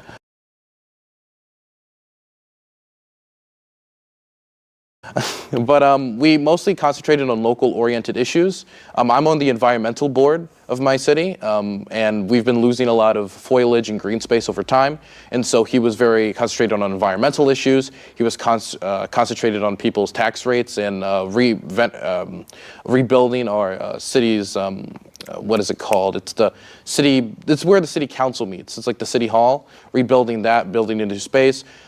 Growing our economy. We've had a lot of new local businesses come in, and he's gay magic is great. Been particularly attentive to COVID issues as of late, and so I would say he's a pretty good mayor. I mean, he's won 3 terms now. So do you hope to be a politician one day? Yes. Oh yeah, you want to be a politician? Yes. And you a Democrat? Yes, I am a Democrat. You're a Democrat. And you said your community is important to you. Very right? important to me. What's your community? The city of College Park in the state of Maryland, in Prince George's County, where I was born and raised. So all that area is your community? He's like giving Holden Caulfield. I don't know. Consider the community. I would also consider the DMV wildly to be my community. The DMV is DC, Maryland, and Virginia that's connected by the metro system. And my grandparents, I was raised by my grandparents, not my parents. He's like given like, can we have some extra homework, teacher? And my grandfather worked in DC for the Bureau of Engraving and Printing as a machinist. He built the machines that printed the money. And I would regularly go up there for Take Your Child to Work Day, and I would go out there and hang out with my friends, get hot dogs from vendors and stuff. And so I would consider that area to be my broader community. And so that whole area is your community? Yeah, I feel very attached to it. My mother was lived in DC as well. She was a homeless resident in DC. She was a homeless resident? Yes. So this came up during the stream. And, you know, I would have shown you if we'd hit the sub goal, I would have shown you the President Sunday content from tonight. As it is, though, it feels like it's probably pretty late already. Gay magic is real. I'm frequently mesmerized by lesbians, especially, but I think that's the bonus of being witchy women. That is one of the bonuses, yeah, for real. After NCC stream, there's a Bob Ross weekend marathon. That sounds like fun. I find Holden Caulfield to be annoying as fuck. You're not the only one, Jim. I've heard that opinion before. I hated Catcher in the Rye. It was tough to get through. Dylan isn't going to win. Thinks he's going to win an election someday. Hey, maybe he will. What? You do be wanting to know what happens with the ducks when the pond freezes over. Yeah. Confirmed gay wizard. Yes. Dylan Burns.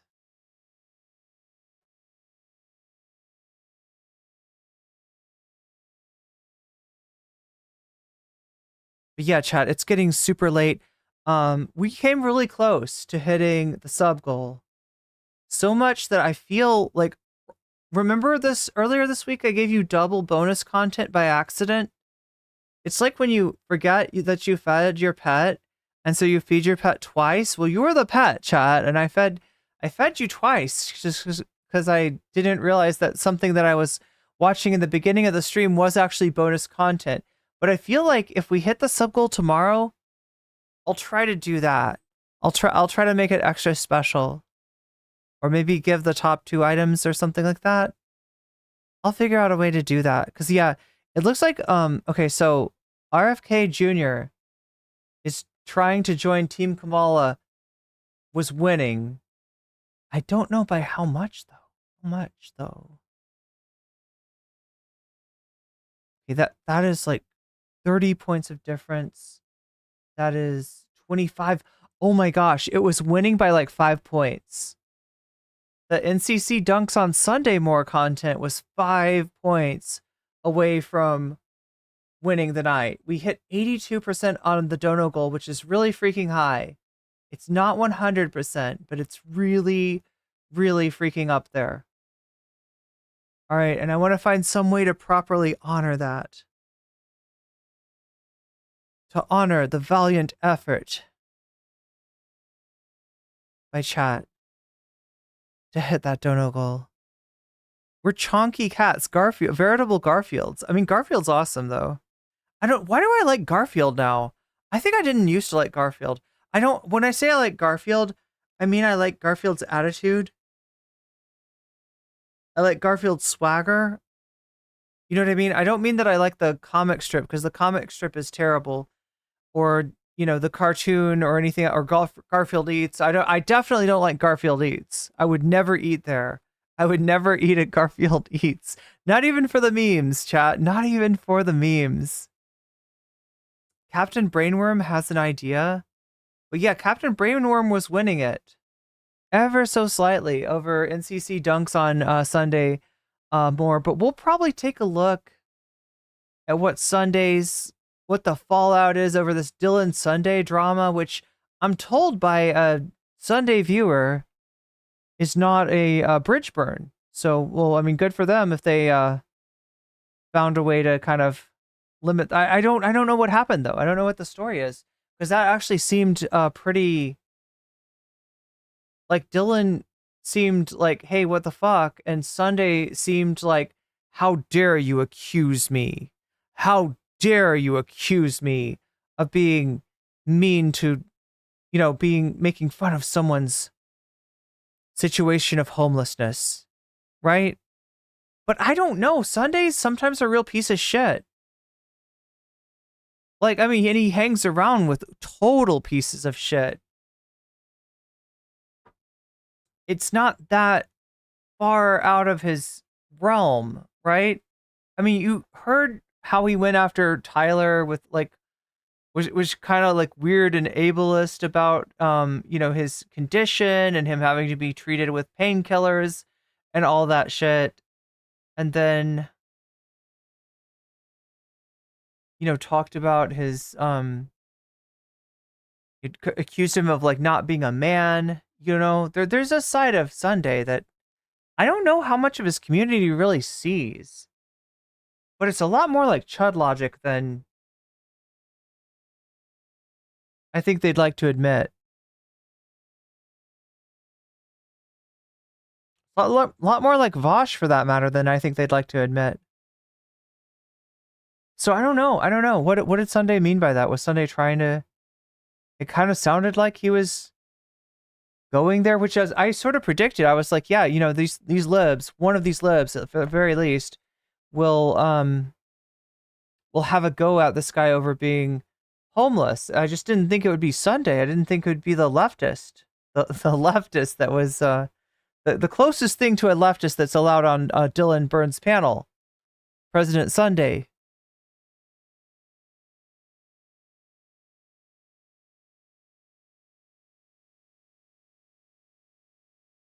Izzy Sanchez, what the fuck? Let's find out what Sunday meant by meeting that goal? That is choosing violence.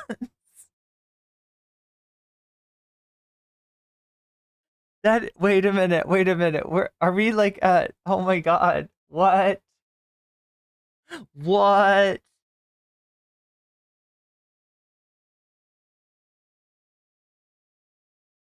$55% added to NCC dunks on Sunday. You want to know, and you want to know now?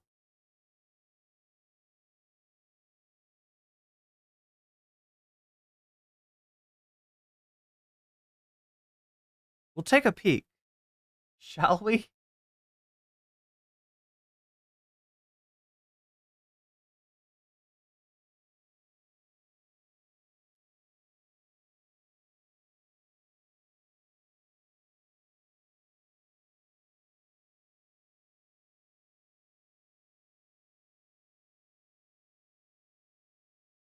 We gotta check his community posts. Okay. He didn't say anything there.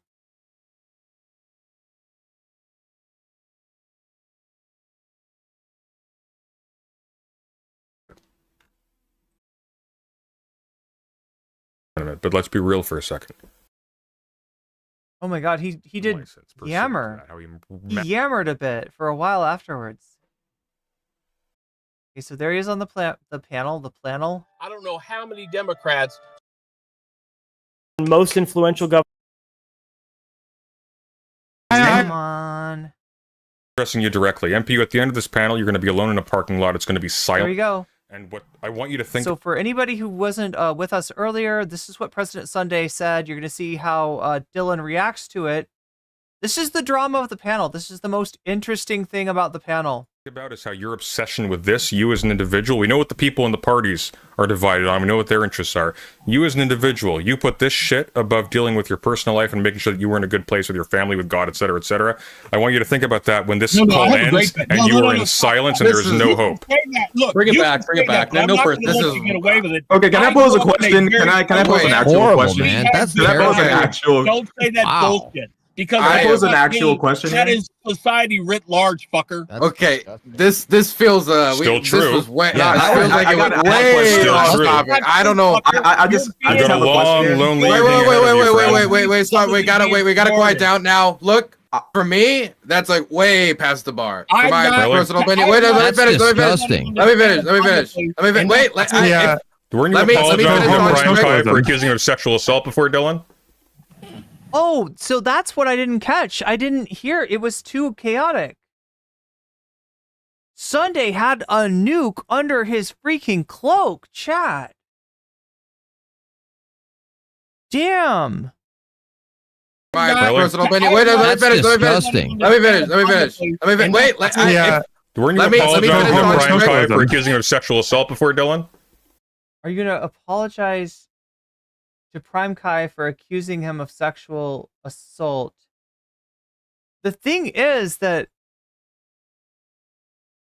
I don't know what the fuck you want to call it, but he was hitting on an employee that felt obliged to not, that was put in a pickle by the fact that, you know, this is where Dylan's who she's getting paid by, and sorry, not Dylan. Sorry, Prime is who they're getting paid by.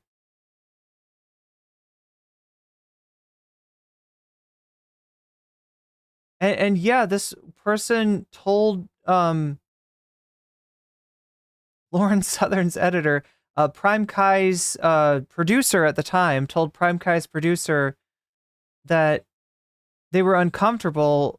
This producer talked to Prime Kai and showed them the DMs, showed them the chat between them and this person saying, like, you know, my boss is, you know, acting inappropriate towards me and I don't know what to do. And Prime Kai said, yeah, that's pretty fucked up, right? That's bad, right? And, you know, that's how he kind of got off, right? Because he wasn't directly told, hey, Prime, this you that's being talked about here. And somehow Prime said that he didn't know it was about him. He thought it was somebody else. He was being shown somebody else's logs. And there's nothing in the Discord logs to disprove that, right? So it's kind of like a technicality. Dylan can be accused of being a scumbag in this situation because he was the competition to Prime Kai and he held a marathon drama stream about something that was a real issue that might not have been ignored had it not been backed by a third party. This is almost literally what Sunday's talking about, but Sunday's like kind of on the wrong.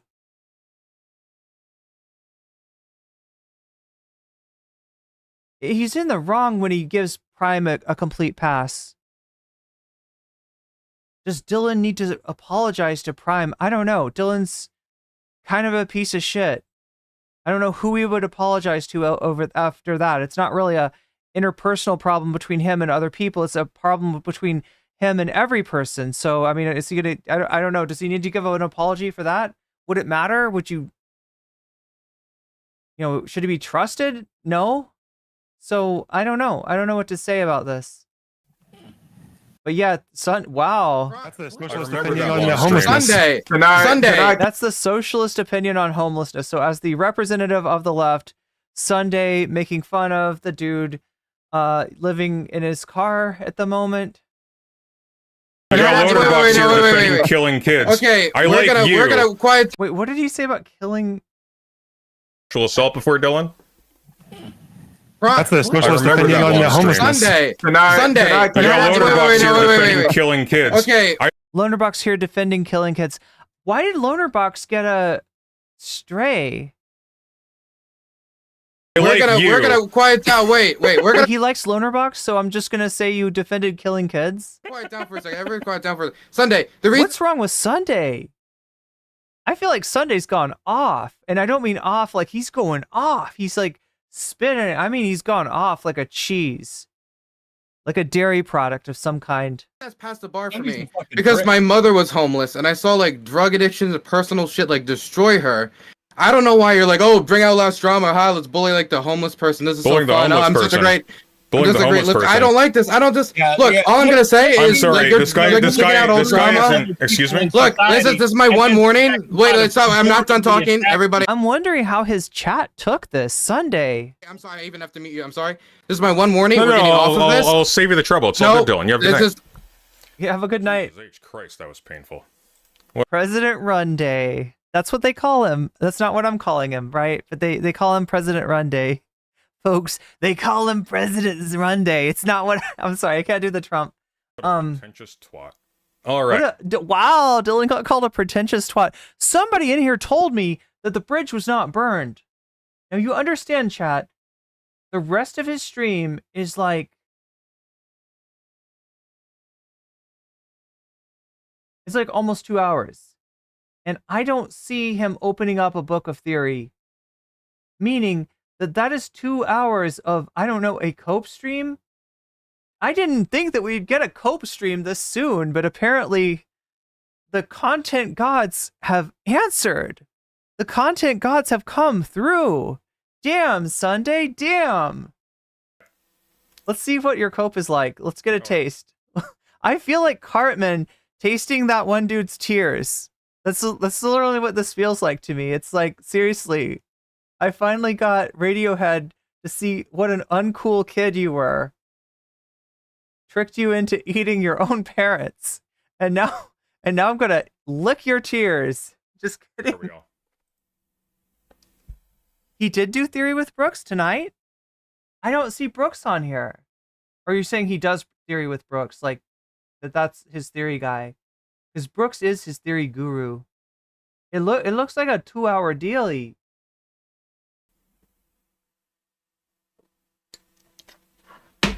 All right. Give me some of that Sunday lore. What a which lore? From back when he was like literally up Chud Logic's butt 24/7? Which lore? Little asshole. You're gonna pull on that shit and you're gonna try to moralize about that? Fuck you. You're gonna try to moralize about not making fun of homeless people. Jesus fucking Christ, Sunday. Guy homeless? No, he was probably.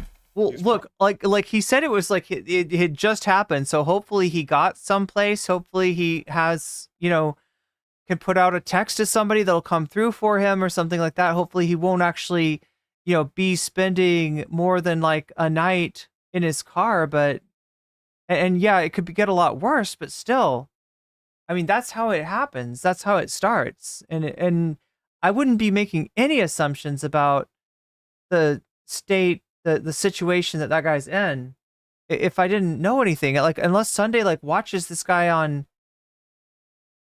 or what is this guy on? MPU. What is that? What is, or MF? What was his name again? MPU. Probably outside of his house. What are you saying? You know when he was in chat, you missed him? Oh, damn. Too bad.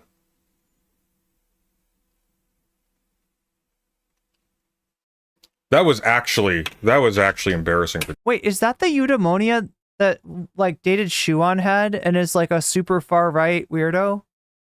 Is that the eudaimonia that we're talking about? Yeah, that is a disturbing pattern that I've seen with Sunday. He's got like Dylan, Jesus. No, that's too much. He's I wasn't at him for being homeless. I was at him but for Dylan being was a fucking stereotype where you put everything under your deranged. You're just blaming his Twitch streaming, or it wouldn't be Twitch, would it? He's on Twitter. His Twitter streaming for his homelessness. That's all okay. You followed your dreams, and this is where it got you. Now you should reflect while you have a very lonely night in your car. Obsession with the woke infection of society, and as a result, your family's just destroyed. Like, fuck this guy.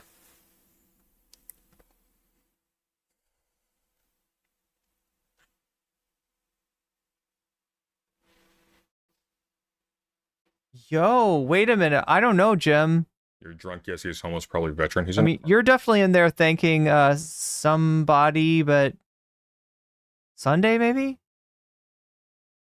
But there's a lot of other people are like.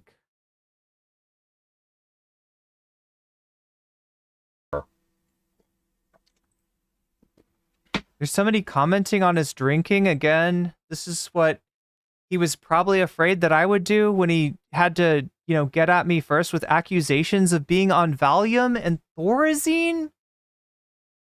Again, you can sort of see what somebody's Achilles heel is, like what they're most concerned about being accused of based on what they accuse you of. And Dylan, that was information I never asked for. Sorry, Dylan. Sunday, that was information I never asked for from you. But yeah, I don't know, chat. Are we Team Dylan? Are we chilling with Dylan?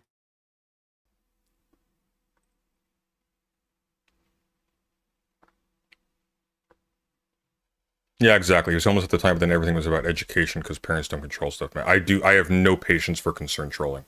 Well, anyway, I haven't made up my mind yet, and I should probably take my time before deciding. Look, I don't want to say that, but Izzy, but other people have said that, and that is not my business, all right? To be clear. Like, I've joked around about it because he accused me of being on some substances that I don't think I've ever touched. But yeah, that is one of the things that is part of his reputation. That is part of what people have told me about this guy before. I feel like that kind of crosses the line. Hopefully if he's got a problem, then he can, have the resources to be able to deal with it. And if not, then, enjoy your adult beverage, sir. If it's not an issue for you, I really don't know. I really don't know. I don't want to assume either. You're not pillin' with Dylan. Well, apparently Sunday accused me of pillin'. Sunday said I was pillin'. That's like fucking out of pocket. Look, he's been doing a lot of out of pocket shit lately. I don't know what's going on with this guy. He was even out of pocket with Tyler, and Tyler was out of pocket as fuck. Right? The fact that you know why I was like the way I was during that debate, non-responsive and shit? I didn't want to be there. I was in between two very toxic people, very out of pocket people. And even though like I thought I agreed with Sunday, I thought that Tyler was pretty evasive. He was an asshole about it. He was a complete fucking asshole. Like, you're not a real man, Tyler. You wouldn't know what that's like. You're on, and he does the substance thing again. He goes at him with, you're probably on that morphine, aren't you? You don't know what you're saying. I have zero patience. This fucker, by the way, just so you know. This fucker, Dylan? Burns. Oh, he's going to go off on Dylan. Oh, God, this is so unexpected, unbelievable. Chat, I feel so bad. I feel so bad not sharing this with the rest of chat. You know what I'm saying? We're up late. It's late. What do I do, Chad? I want to fulfill your darkest wishes when you decide to choose violence. And you got a little bit of violence, okay? Just a controlled violence. And not actually violent violence, obviously, because we're not supporting that here. We're just choosing it. The toxicity is so baked in. I don't know how we filter it. Through me, I'm the psychic filter for you. I'm told by many, at least, right, that the content that I watch, they're glad they've seen, but they wouldn't want to watch it alone. I somehow I tank the psychic damage for you because I've gotten so overpowered.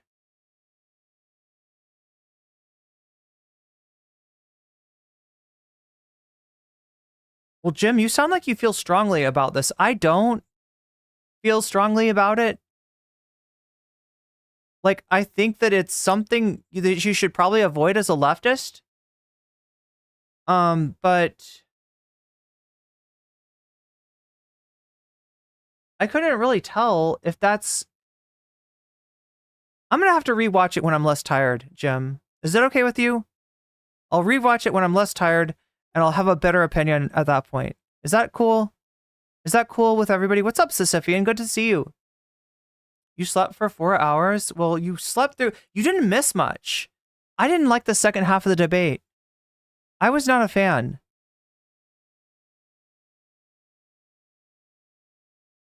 Yeah, I don't want to assume the worst about Sunday, right? I do think, though, as a debater, as an interlocutor, as Sunday would say, you've got to be careful. And to a certain degree, if you are misunderstood, if you allow yourself to say something vague enough to be misunderstood like that, then you are, the one. It's not maybe a failure of, having empathy, like as Dylan seemed to imply, but a failure of communication. And just like Biden's failures of communication because of the nature of his job as a presidential nominee is not something I can just look over. I would say that there's still a problem with Sunday.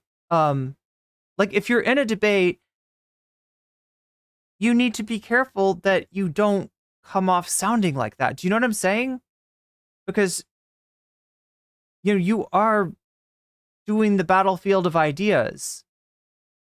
And I mean, I don't know, how much do people's minds change from debates? Probably not as much as we think, but it does tend to undermine the credibility of your point of view if people, take what you say as being dismissive of somebody's situation, becoming unhoused.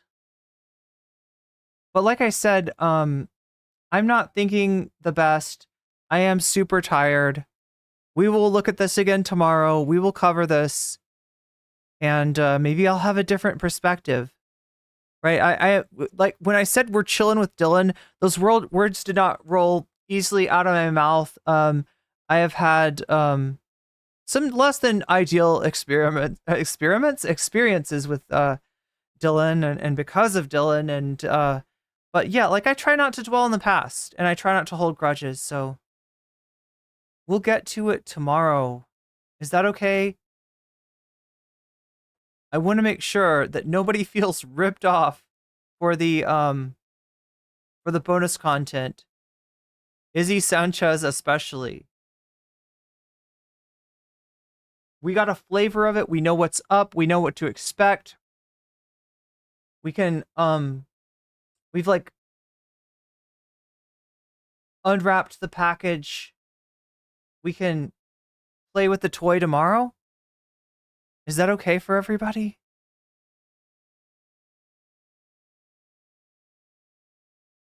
Because again, the later I go to sleep, the more likely I am going to stream really late, and it doesn't seem ideal. It seems like I will definitely be in chat tomorrow.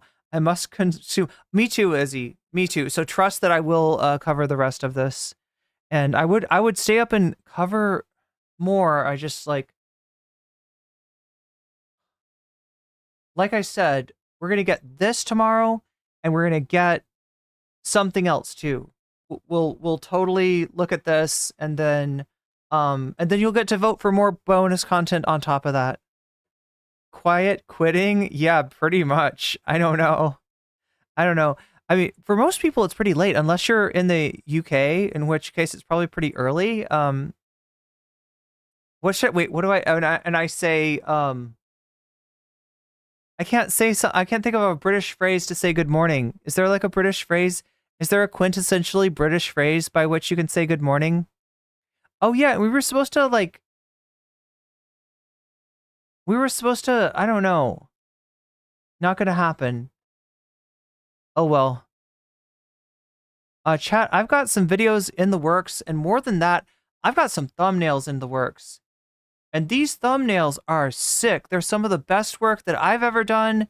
I got some help from Vamps on them, and she really put some stuff together for me, and you're just gonna love this. You're gonna really love this. I even borrowed art assets from another trans streamer that you may know. And it's going to be spectacular. It's going to be wonderful. I'm so excited. I just need a chance to edit the fucking video, and that means I got to get to sleep. But I hate feeling like I cut and run on you, chat, especially when we actually hit the sub goal. Wait, I want to look at myself on, like, how do I actually look in this? Is this good? What do you think, chat? Do you like the squid hat? I just put it on for, because we were on Team Sunday tonight, right? Sunday's the closest thing to a leftist we're going to get on that panel. And as such, might as well support our team. Although it doesn't feel like our team. Anyway, chat, it will be our team. Don't worry. We're taking over. We're taking over the cathedral. I don't mean that cathedral. I just mean like cathedrals in general, like a literal church cathedral, not the.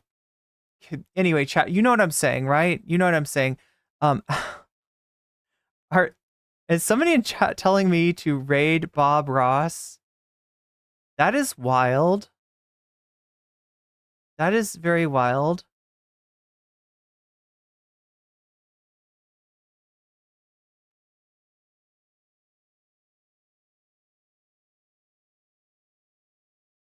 There's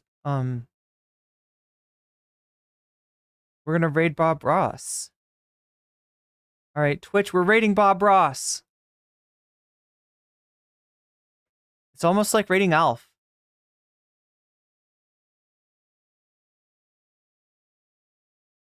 The runner was at the leftist rep. It's good morning. It's just good morning. So I just have to say good morning in a British accent. Miskatonic says, I prefer cat ears. Oh, you love the squid hat. Thank you. I'm tired myself. Okay, good. Okay, good. Because I'm not trying to like cut and run. I'm not trying to leave you with like, you feel like, sometimes the bonus content is much longer and stuff. But we're gonna cover this all tomorrow, so it will get done. We're also gonna do the Trump tent. Oi, bruv, it's a new day, innit? Yeah, it's Tuesday, innit? It's Tuesday. But yeah, we'll be back tomorrow, and yeah, with a new bonus goal, and if we hit that, we'll have double the bonus content. It'll be a bonus bonanza. Trump tent, sun tent. Oh my god, what a beautiful day. What a goddamn beautiful day. Chat, we got Trump tent, sun tent, and Dylan tent, Burns tent, whatever you want to call it, tent, Hippy Dippy tent. This is the tent that I want to be in, chat. This is the tent that I want to be in. So yeah, I don't even have to think about what we're doing tomorrow, because we already know. We already know. It's all cut out for us. It couldn't be easier. Anyway, much love, everybody. I'm gonna get some sleep before I turn into a before I turn into a weasel. I'm gonna turn into a weasel, and then Sunday's gonna be like that, and then oh my god, chat. What we do here is go back, back, back, back. Good night, everybody. See you all tomorrow. I would say my lips aren't moist enough to give you the proper, but that's what I'm saying.